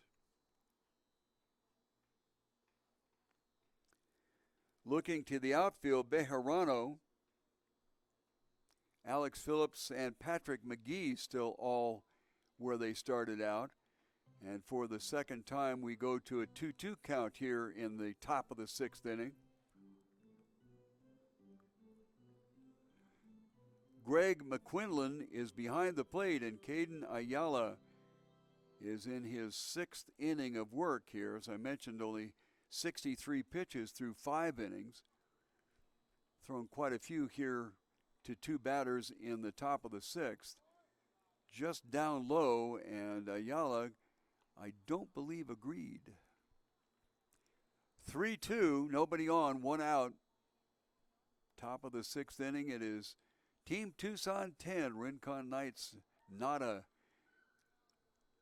They need to get at least 1 here and 1 in the 7th to be able to keep things alive. Inside corner, called strike, looking. 8th strikeout for Ayala, 2nd strikeout of the inning, and the 4th strikeout in a row. He retired the last 2 batters in the 5th inning with strikeout swinging. Started off this inning with a swinging strikeout, and now a strikeout looking, and the batter will be the shortstop, Ivan Gallego. Outside corner for a called strike.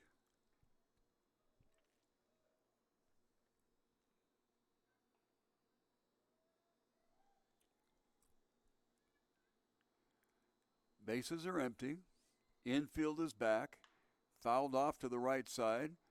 Had the first base coach dancing around just a little bit. Looks in at the batter and says, "Why me?"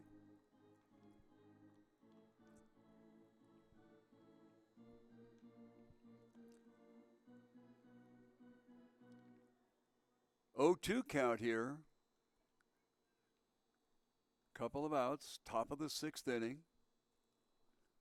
Very mild evening tonight. It's cooled down rather nicely. Missed high, 1-2.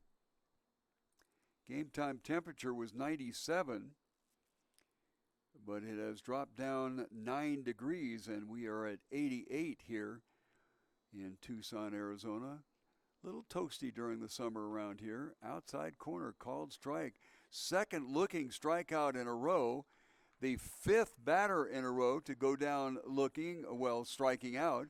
And the 9th strikeout for Ayala as he goes through a strong 6 innings here, giving up only 5 hits, 3 of those in the first inning that somehow or other did not result in a run. So he's got a shutout, a 5-hit shutout going through the 6th inning. And after 5.5, it is Team Tucson 10 and the Rincon Knights nada. Rincon Financial Group is a Tucson organization that understands that individuals face unique challenges as they plan for retirement and other things for that matter. The Rincon Financial Group is standing by to take the mystery out of preparing for today and tomorrow. What goal do you have? Retirement preparation, college savings, the all-important estate strategy? Well, the personalized services of the Rincon Financial Group is standing ready to focus on your needs, wants, and financial goals.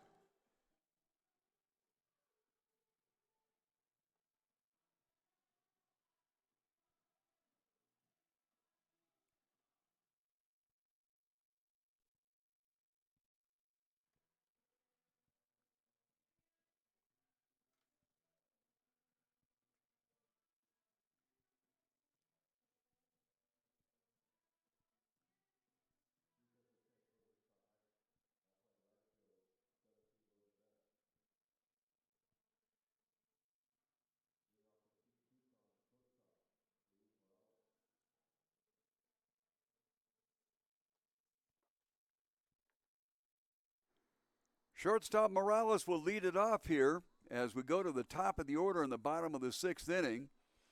First pitch to him by Angel Marquez, who came in 2 innings ago, is outside for a ball. Luis has a couple of hits tonight in 3 visits to the plate. Swings at one outside for a 1-1 count. Mentioned a couple of times that Luis is on a roll here. He went 4 for 6 against the Aztecs last night. He went 4 for 6 against the Tucson Champs on a ball game on the 13th here at Municipal Stadium or Memorial Stadium. 2 balls and a strike. And he is 2 for 3 here. He came into the stadium batting .542. So he has bounced that up a little bit. And he's now going to look at a 3-1 count. Got some changes defensively that we'll try to pick up as we move along here. Morales 3-1, bottom of the 6th. 10-run differential, so the Rincon Knights in the top of the 7th as he used Morales. Did not hit him, but it was ball 4 and a walk.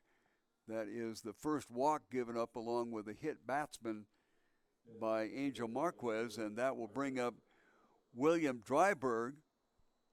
Dryberg got a 2-run double in the 4th inning, on a fielder's choice in the 2nd, and a base hit in the 1st inning. Boy, I tell you what, William gets his fair cuts. He is a very, very aggressive hitter.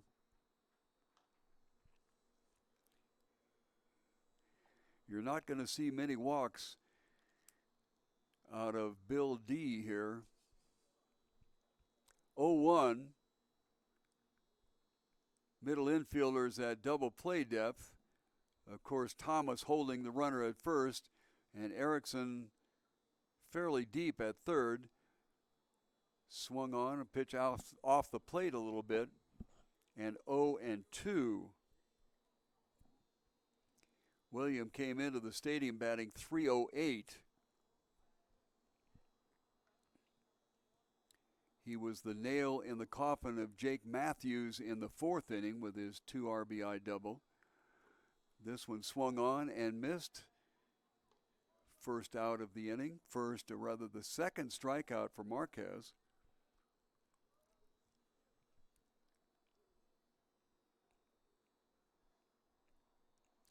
Erickson still at third, Gallego at short, Sam Gustafson at second, and Tyler Thomas is at first. Diego Iterius is in left field. We already had him. Parker Collette in center, and now in right field with a throw at first base and not in time is William Bess. So Capullo comes out. And this is the time of the game that most of the managers make some changes. They like to give everybody an opportunity to face the pitcher, as did Patrick McGee, and paid for his troubles by getting plunked in the back. So runners will be on first and second with 1 out here in the bottom of the 6th inning. And that will bring up Alec Acevedo, a double to start things off in the 2nd inning that resulted in ultimately 6 runs for Team Tucson. This one wrapped right at the second baseman, and they get it back to first base for a double play. So line out to the second baseman, then to the first baseman. As the runner there, McGee, took off on the shot. There was no question it was right at the second baseman, but he had a pretty good secondary lead anyway. And that will end the inning with nothing across here in the bottom of the 6th inning. However, Team Tucson continues to lead 10-0. Your Jimmy John's restaurant locations in and around the Tucson area know how much that you care about freshness. That's why they spend hours in preparation every day just to make your sandwich quickly and efficiently. You get the freshest breads, all natural meats, and hand-sliced veggies every single time. Stop by the store, or if it's more convenient for you, order online at jimmyjohns.com.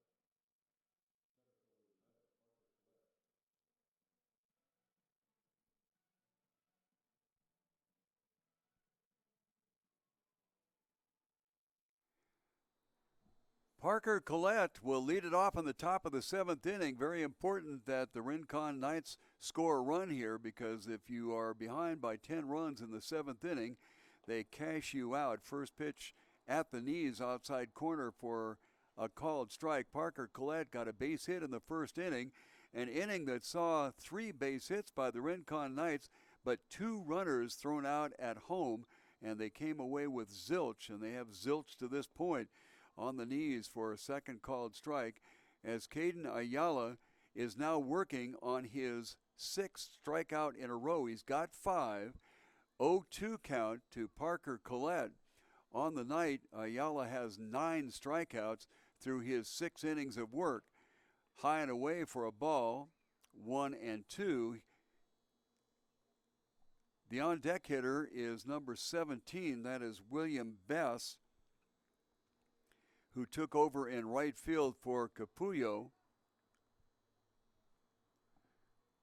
1 ball, 2 strikes. The pitch outside. Dos.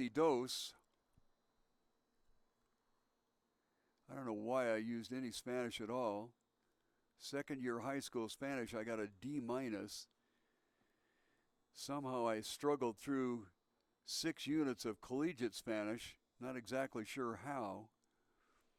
Just don't have an ear for it. High and away, had a woman working for me at one time. Heard her talking to somebody. I already knew that she knew Greek, Spanish, Italian, English, and I hear her talking, and I could not figure out what the heck it was. 3-2 pitch, swung on and fouled down the right side. Could not figure out what language she was speaking. Turns out that Greece had an imperial colony in Ethiopia, and she used to go with her father, businessman, to Ethiopia, and she was speaking Ethiopian. So some people got it, some people don't. I'm one of the category of don't. 7th pitch of the at-bat, 3-2, 5 strikeouts in a row. This one hammered out towards third base. A nice pickup attempt by John Hudson, does not come up with it. And the string is broken here, and an error, only the second one of the evening. And that'll put the runner on first base. And bringing up the right fielder now, William Bess. Bess takes over for Capullo, who had 2 base hits. So Bess in the top of the 7th inning. We'll see if he can't get something going. This one dribbled down the third baseline. Took kind of a weird hop. I think if the ball had just hit a millimeter to the right of whatever it bounced high on, it might have popped back into fair territory. but as it turned out, it stayed foul, and it's an 0-1 count.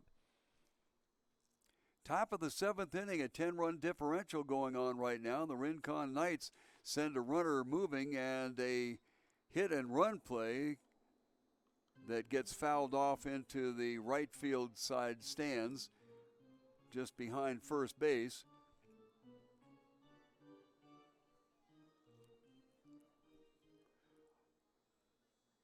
The on-deck hitter is Matt Sturzitz, so apparently he will come in as another pinch hitter. Outside and low for a ball. McQuillan kind of scrambled around to find it, finally did, and took a long, hard look at first base to make sure that Collette was not on the move. 1 ball and 2 strikes. Ayala has 9 strikeouts. He got 5 in a row. That string just broken with the error. The runner goes, and a swing at an outside pitch. Strikeout. That strikeout number 10 for Caden Ayala.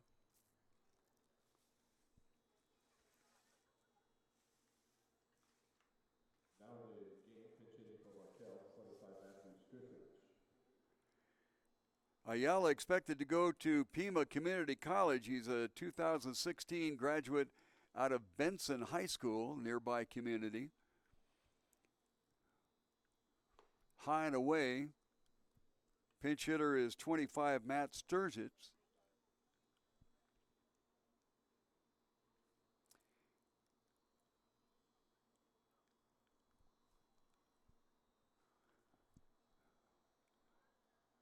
One 0 count.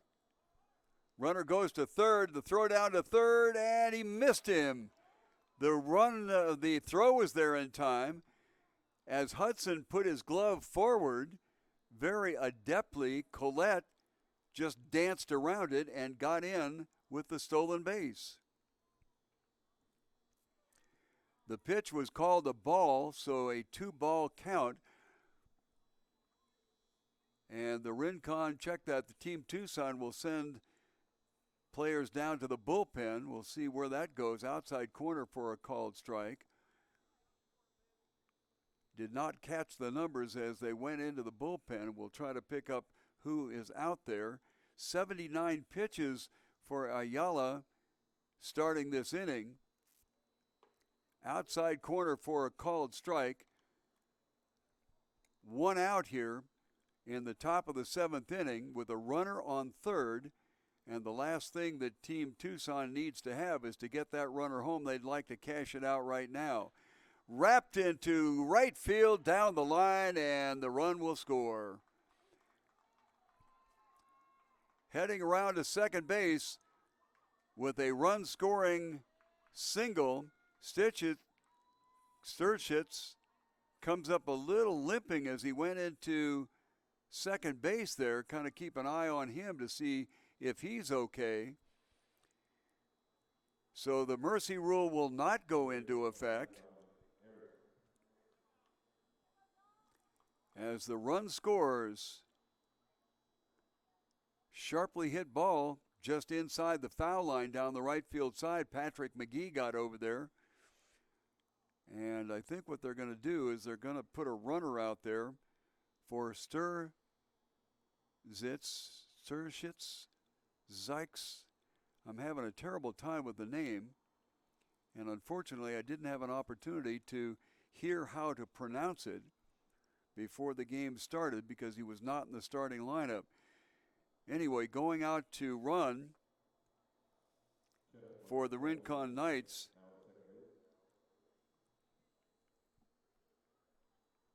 Didn't catch the number of who went out there, and they don't have numbers on the front of the uniforms.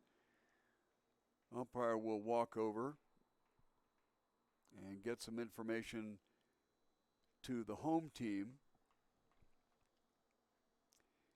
I think that the young man pulled up lame as he went into second base, possibly by turning on some extra steam as he hit first. Might have twisted his foot or something like that.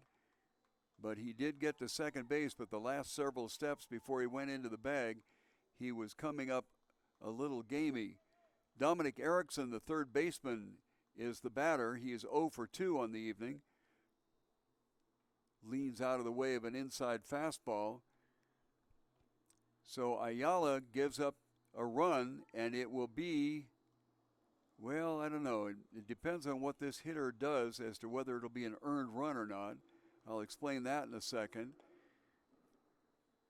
Called strike. So the first batter got on an error. Second batter struck out, so that should have been 2 outs. The third batter did get a double, but if the next batter makes an out, then that'll make the run unearned. To the plate, lifted high to left center field, and everybody's on their horse to go get it. Getting all the way over is Alex Phillips. He gets a glove on it, but drops it. I think because of the distance that he had to go, they will probably call that a double. The runner at second base had to hold up because there was only 1 out, and so he just got as far as third.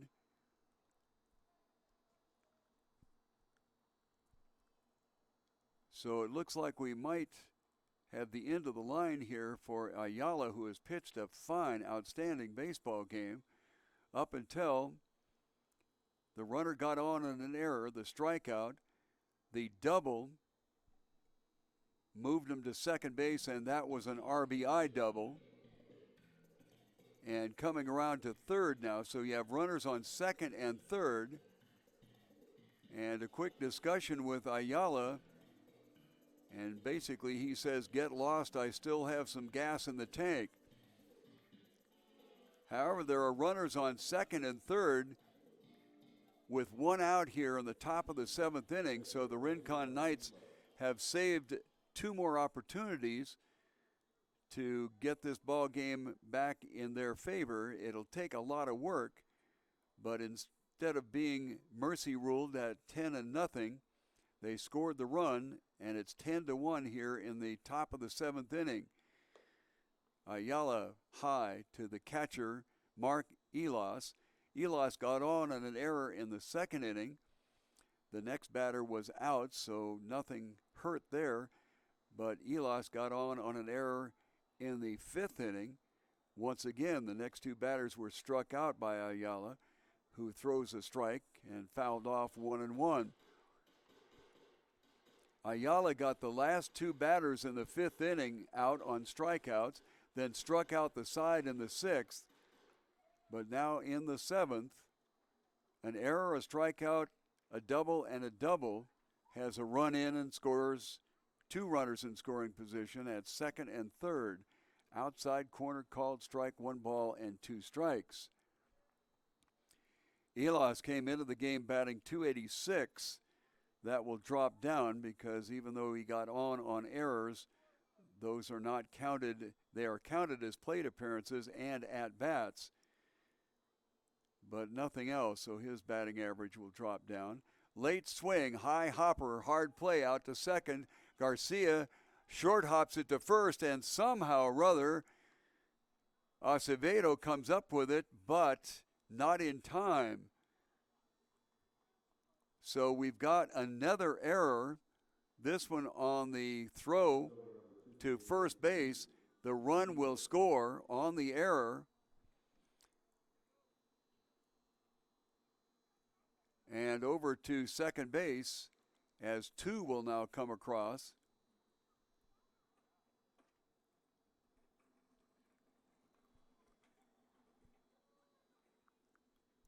Inside, misses. The batter, number 2, Diego Gutierrez. Diego appointed himself very well when he went into the outfield and left field. 2 plays in the inning. Did an outstanding job to keep a runner at first instead of going to second. This one wrapped a high hopper to the third baseman, Hudson. Hudson throws on the right side, the right field side of first base, but the first baseman, Acevedo, did get a hold of it and recorded the 5-3 out for the 3rd out of the inning, but 2 came across in the inning. And after 6.5 innings of play, it is Team Tucson 10 and the Rincon Knights saving their game with 2 trying to get back into it. The Best Western Tucson International Hotel and Suites features spacious guest rooms and 2-run suites with an upscale contemporary decor. Guest room amenities include complimentary internet, refrigerator, coffee maker, and in-room safe. Watch premium cable channels on a 42-inch flat-screen TV. Many rooms have patio doors opening out to a tranquil courtyard. A best place to stay, Best Western Tucson International Airport Hotel and Suites.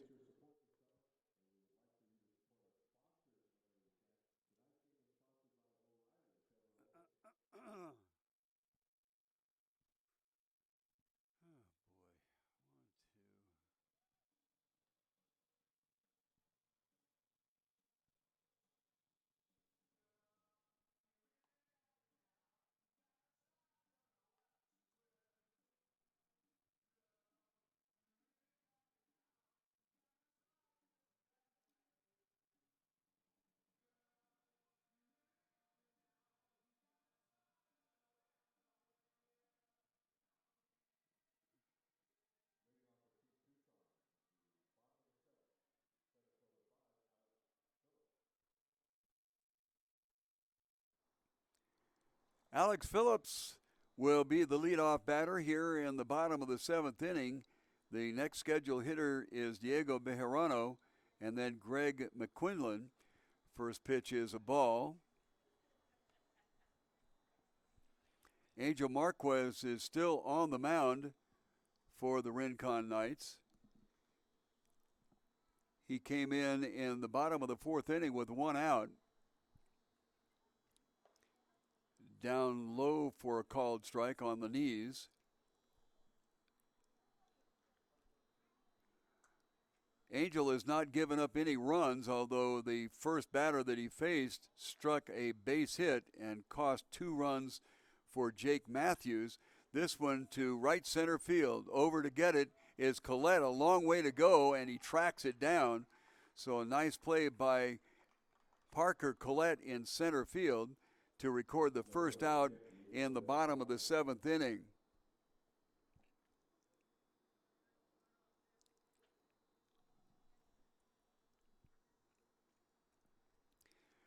We don't have any other changes defensively. So Erickson at third, Gallego at short, Gustafson at second, and Tyler Thomas at first. Squaring around to bunt is Diego Bejarano, trying to catch Erickson a little asleep at third base, but it goes foul. Bejarano is 1 for 3 tonight. He got a base hit in the 5th inning, struck out in the 3rd, but the ball got away from the catcher. Second pitch called strike, 0-2.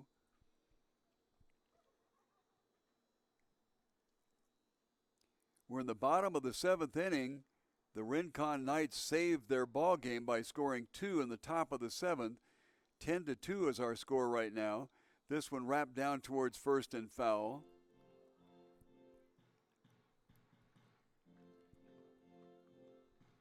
Oh-2 count remains. On deck hitter is Greg McQuinlan. He is the catcher for the Team Tucson boys. 0-2. This one hit right back to the pitcher, Marquez, who gathers it in and goes to first. And Bejarano didn't even bother to go halfway down to first base. Second out. Team Tucson scored 6 in the second, 4 in the 4th, and then nothing since then. We're in the bottom of the 7th inning with 2 outs and nobody on. The batter, McQuinlan, got a walk in the 2nd. This one fouled off over the screen and almost hopped up into our booth here as it hit the aluminum sun deflection area and bounced straight up. I thought it had enough oomph to get in here, but it did not. Last at bat, Greg really ripped the daylights out of the ball, but hit it right at Capullo in right field. tries to hold up and does not. So for the second batter in a row for Marquez, he has him down 0-2. That certainly puts the pitcher in a bit of control. Collette in center field, slightly to the left side of center field. Both corner outfielders are about medium deep and straight away. Down low for a ball.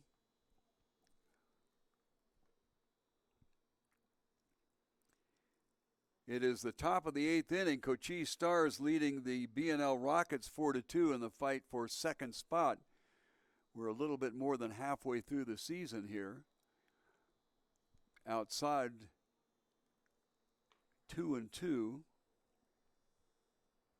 Top of the 7th inning, the Aztecs 7-1 over the Kings. They got 6 unearned in the 3rd inning and lead at 7-1. Had a notion, missed outside. Marquez started to walk towards the dugout, thought he had that outside corner, more than likely muttering to himself at this time. 2-7-1 is the line score for the Rincon Knights. 10-10-2 for Team Tucson. We're in the bottom of the 7th inning, and the Team Tucson fellows have not scored since the 4th. Marquez doing a fine job of shutting them down here since he came in with 1 out in the bottom of the 4th inning. 3-2. Just misses inside, and will have a 2-out base runner on a walk. McQuinlan will more than likely come and sit down, as they will have a courtesy runner for the catcher, I think. Nobody's moving in that direction at the moment, so I guess they're not going to do it this time. Normally with the catcher, they give him a courtesy runner so that he can get his equipment on, unless they are thinking about putting in John Hudson as a catcher. He was in there last night. So Dylan Moran, the extra hitter, first pitch swinging, wraps it right at the doorstep of Parker Collette. He took a couple of steps in and thought, oopsie, maybe I better back up on this baby. So a line out to center field for the 3rd out of the inning.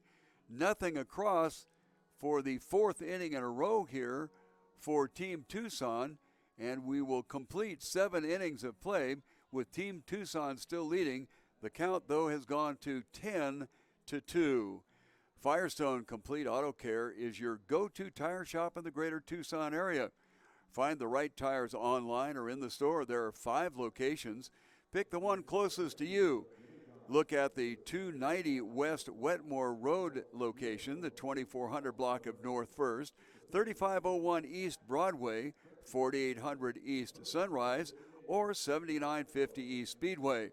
Anywhere you go for Firestone Complete Auto Care, you will not be disappointed.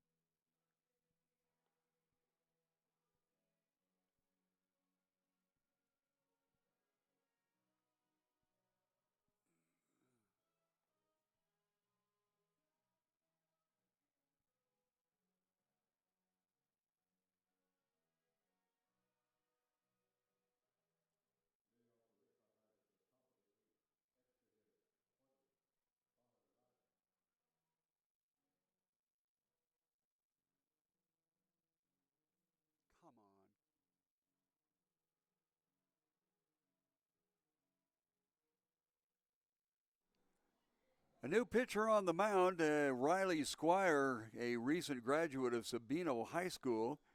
He finished up last night for Team Tucson. First pitch swinging is the extra hitter Connor Ryan. 0-1 for him. Connor has struck out swinging twice in the ball game. This is his third at bat. Try to pick up any other changes that might be going on out there. Fouled off, 0-2.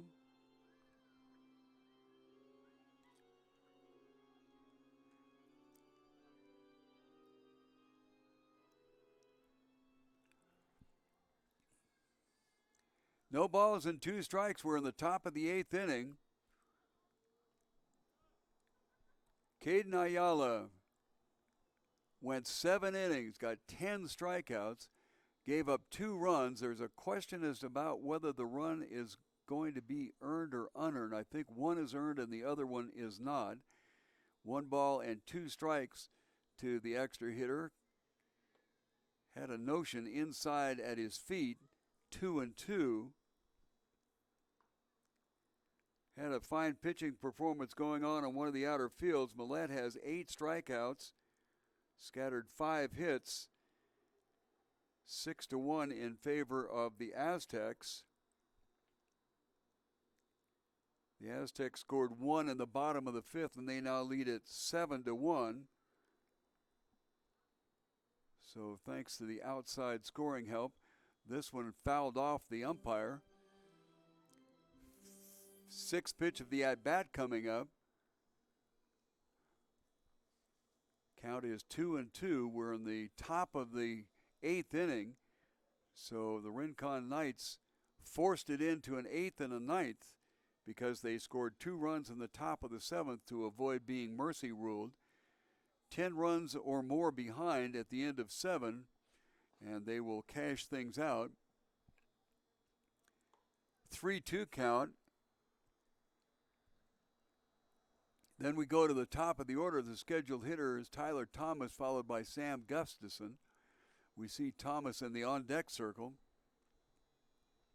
Try to pick up any defensive changes we have here. The ball fouled off, and we will go to the 7th pitch of the at-bat.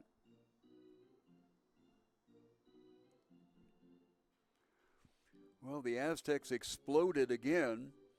They got 6 unearned in an early inning and now have bounced up from 7 to 11 as they lead 11-1. This one fouled off to the screen. So certainly Connor Ryan, after striking out swinging twice, is not going quietly here.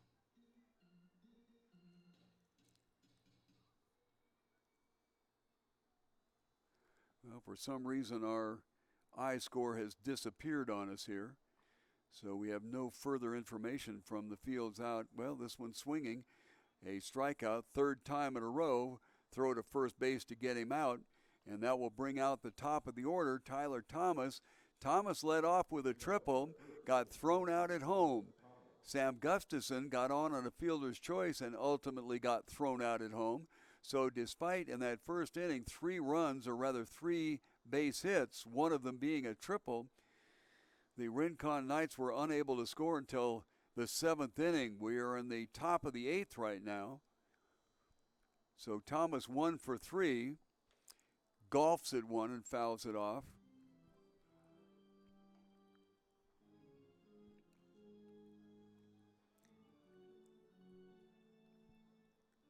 Well, trying again to get some information out there. We're unable to do so. So the last we know, it's 11-1, the Aztecs over the Kings. And the last we knew, it was the Stars 4-2 over BNL. 1 ball and 1 strike. And because we don't have that up, we can't look to see any kind of defensive changes. So we're kind of flying blind here for a second anyway.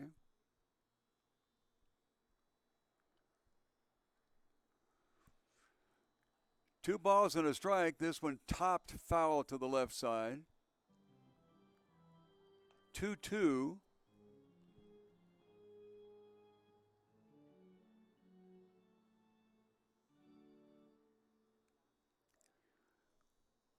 Kind of interesting when you hit search on iScore. It gives you ball games all over the world. This one golfed at and head out towards Morales slowly. He's going to have to hurry to get him at first, and he just does by about a half a step. Second out.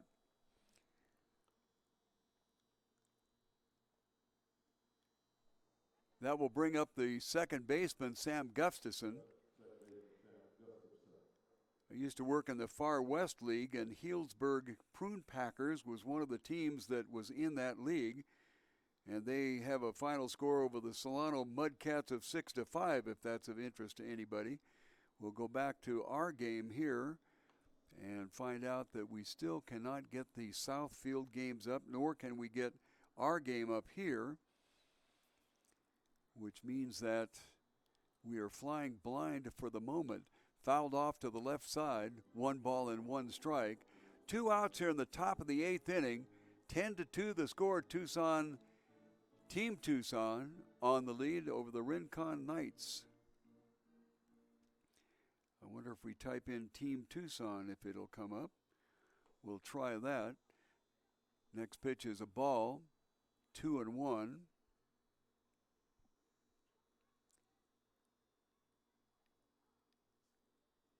And we'll see if we get anything. Oh, by golly, there it is. Wow. This one wrapped sharply this time out to Morales at shortstop. Not nearly as hustling play as he needed to get the last time out. Scores the 3rd out of the inning. 2 putouts in a row for Morales. And the top of the inning, 3 up, 3 down. So the Rincon Knights go quietly. And after 7.5, it is 10-2. Hey, really good Tex-Mex cuisine? Go to Chewy's Mesquite Broiler at East 22nd and Calm. Now, I was born and raised in Southern California, San Diego to be exact, and quite frankly, even though they call it Tex-Mex, it looks more like northern Baja California to me. But no matter what, we ate out there, and it was very, very good.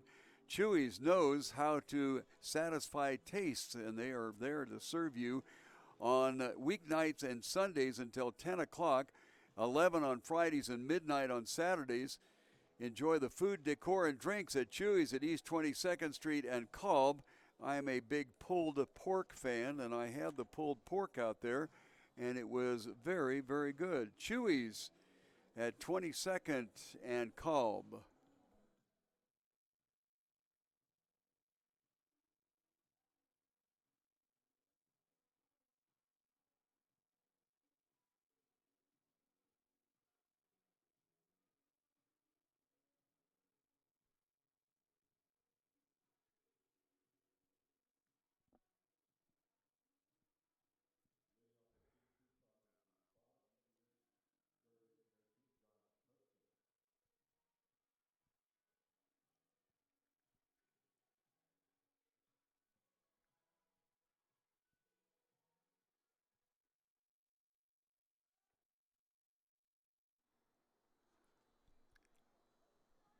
Stepping in for Team Tucson in the bottom of the 8th inning will be John Hudson.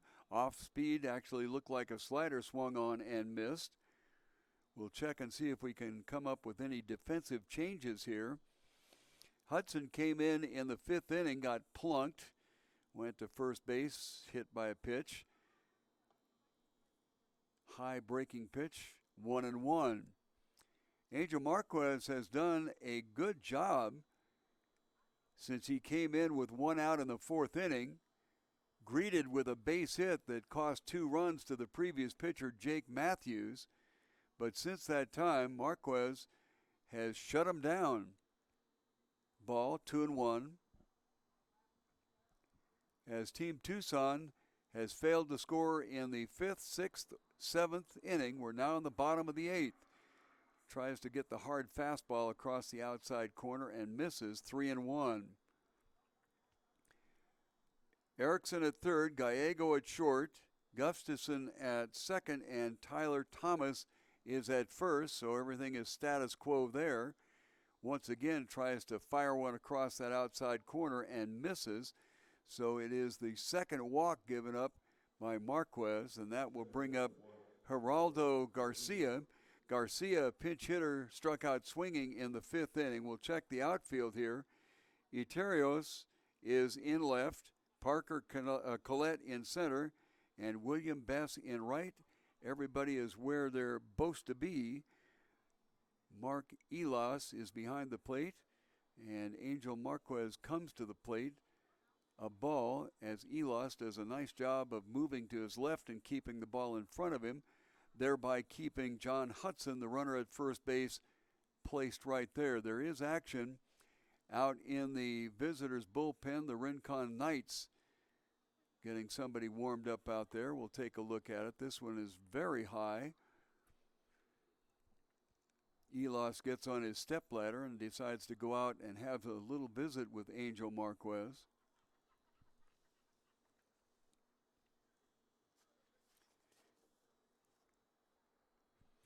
Angel just graduated from Desert View High School in the greater Tucson area. He is expecting to go to Luna Community College, and that is over in Las Vegas, New Mexico.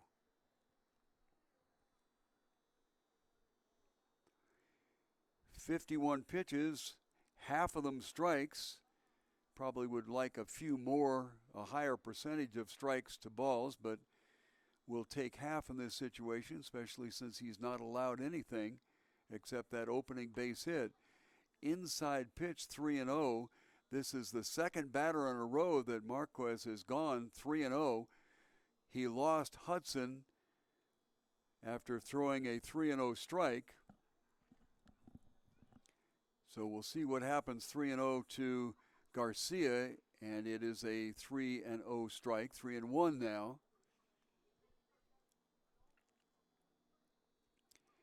Infielders at what would be considered double play depth. Tyler Thomas, of course, holding the runner at first. Swung on and hit down towards third, but foul.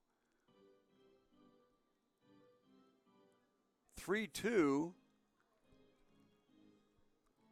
It'll be interesting to see if Joe Cormier, the manager of the Rincon Knights, will move anybody around. They do not at the moment, so that's where it stands.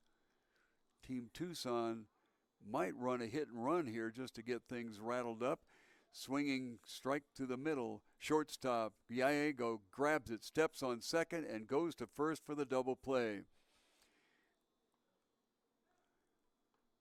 So that pretty well ends whatever threat might have been threatening. 2 outs, and we go to the top of the order. Luis Morales, who is on a hit spree here. He's gotten 10 hits in the last 2 games. Check that, the last 3 games. Grounded out to the starting pitcher Gonzalez. First pitch swinging, drives Collette back in center field, but he finally gets underneath it, and that will be the 3rd out. And without regard to the walk, 3 up and 3 down here in the bottom of the 8th inning. Once again, nothing across for Team Tucson. However, they continue to lead by a 10-2 count after 8 full innings of play. Elite Sporting Goods is a store specializing in equipment and uniforms for all sports. They also handle school uniforms and anything that your company might want to print.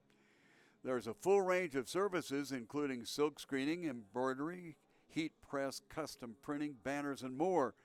Elite Sporting Goods is over there on South Campbell. Their address is 3640 South Campbell. Stop by, call, or find them on the web. Elite Sporting Goods, stopping and being ready to do all kinds of work for you. Elite Sporting Goods.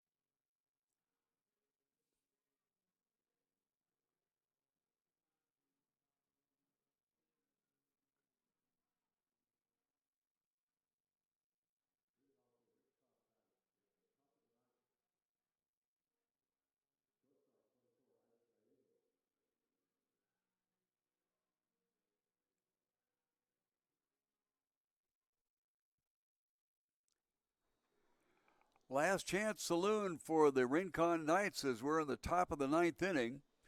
And first pitch swinging and getting a base hit was the shortstop, Ivan Gallegos.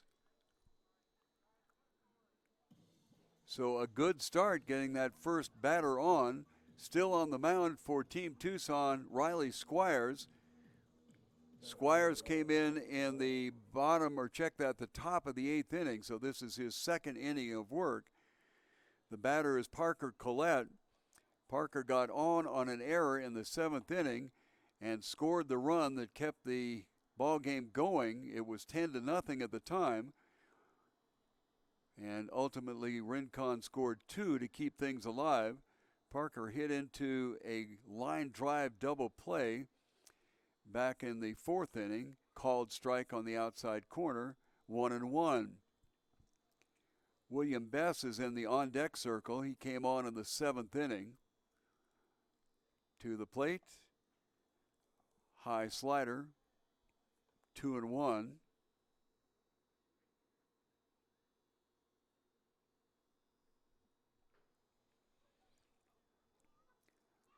Runner on first, nobody out.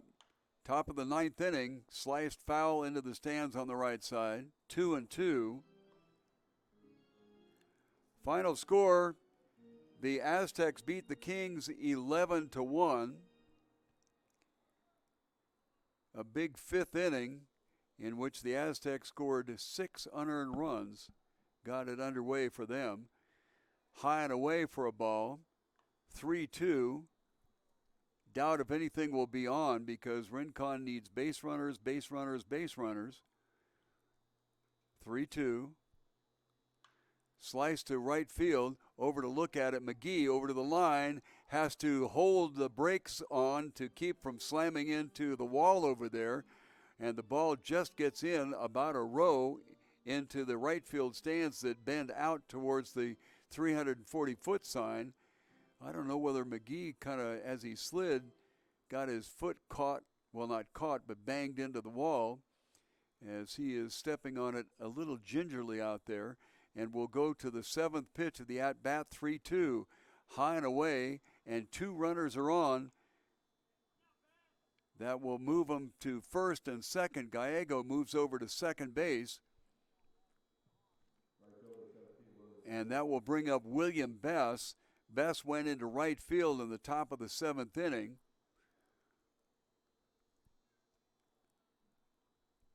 Nobody out here and nobody warming up, although Team Tucson sends a couple of players down there.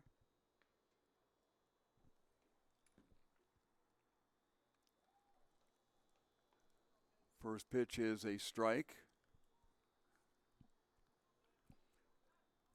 We'll check and see if we have a final on the Stars and BNL in just a second.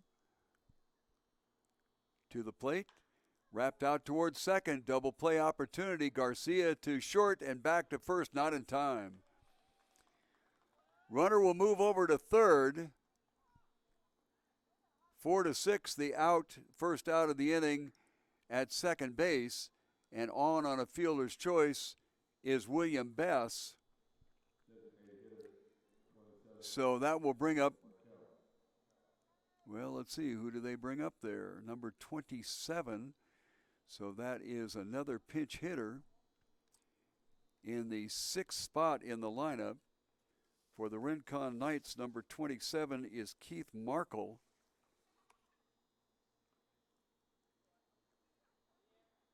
Well, they must have had a courtesy in and out replacement because Markle started. And then he came out for a pinch hitter, Sturwich, who got an RBI double in the 7th, high and inside. So Markle is back up there. First pitch to him is a ball. At the set, to the plate, outside corner, called strike, 1-1.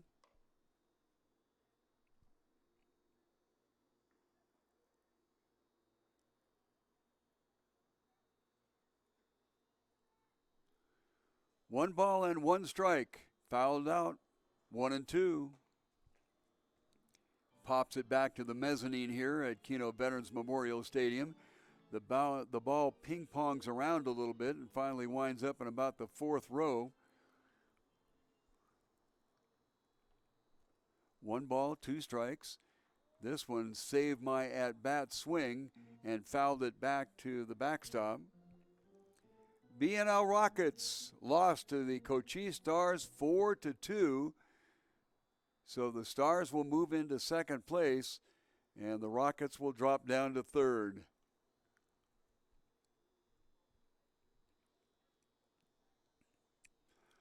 One ball, 2 strikes, 5th pitch of the at-bat. Kenneth Markle.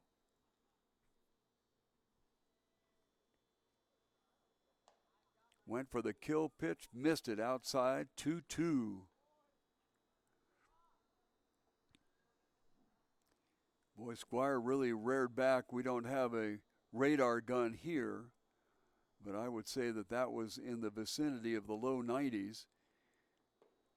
Outside in the same spot and lazily swung at, awkwardly I probably should say. Second out of the inning.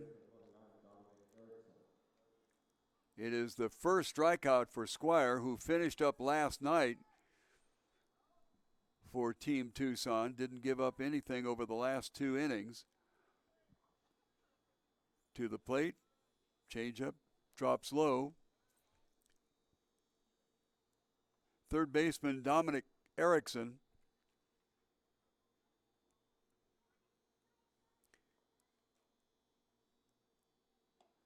misses outside, 2-0. Have 2 outs, runners on first and third.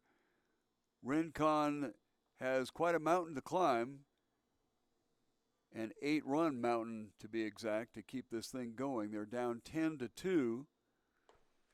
Squire high again, kind of missing his release point here and struggling a bit. There was somebody warming up out in the bullpen.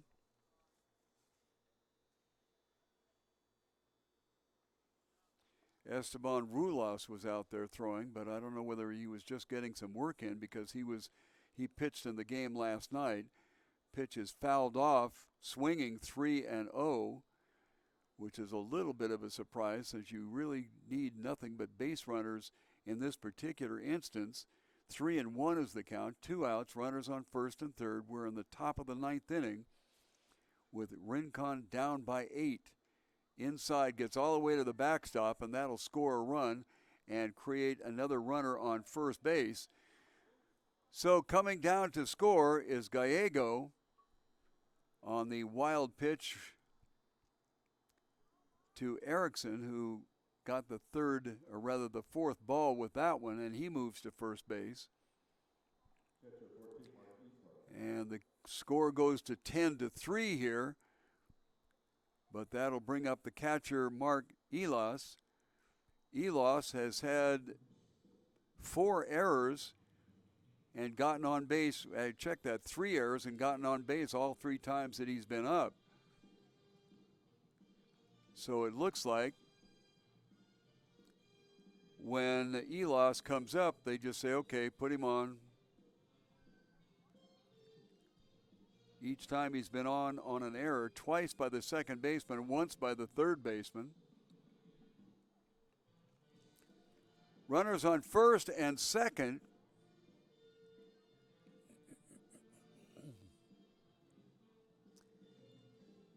Ten to 3 here in the top of the 9th inning.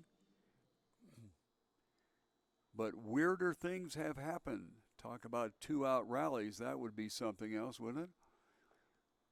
Outside corner for a called strike.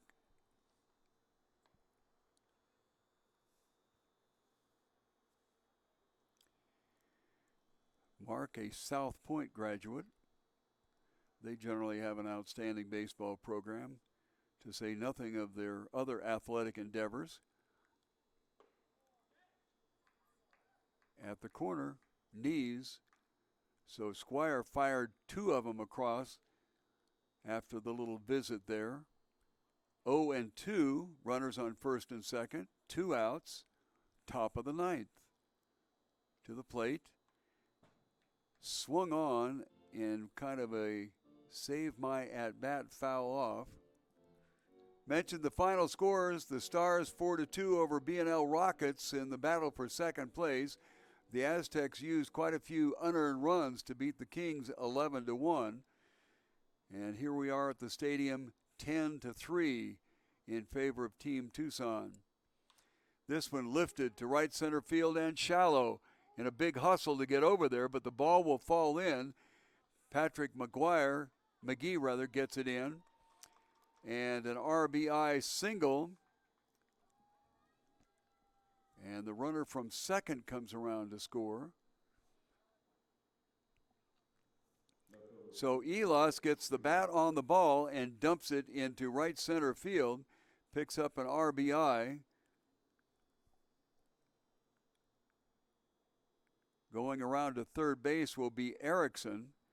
First pitch swinging is Diego Itiras. So he has a strike on him. Diego came in the sixth inning as a defensive replacement and did really a fine job. 0-2 for Diego. He just graduated Sabino High School, Iterios. Inside, ball.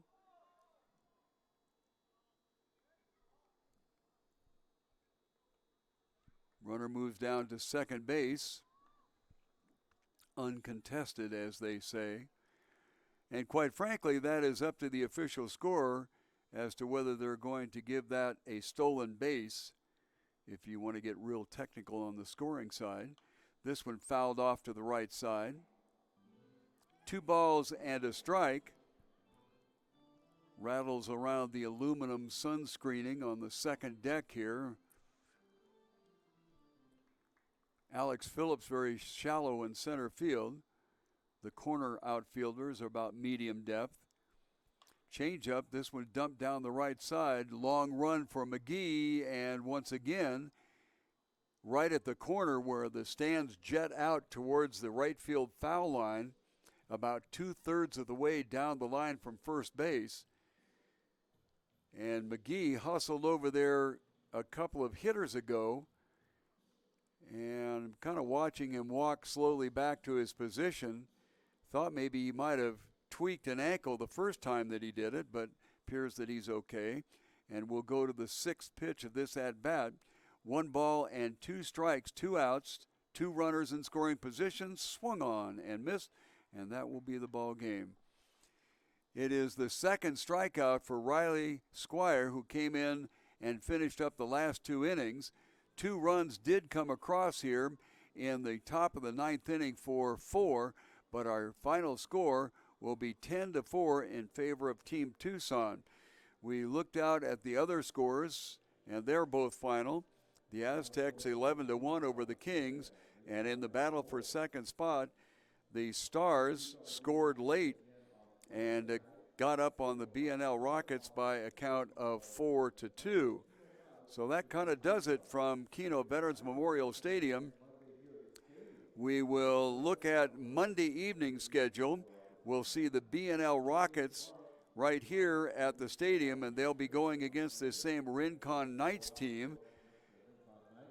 Checking the final line scores out there, it is 4 runs on 9 hits and 1 error for the Rincon Knights, the Team Tucson gang. 10 runs, 10 hits, and 3 errors. So that'll about wrap it up here from Keno Veterans Memorial Stadium.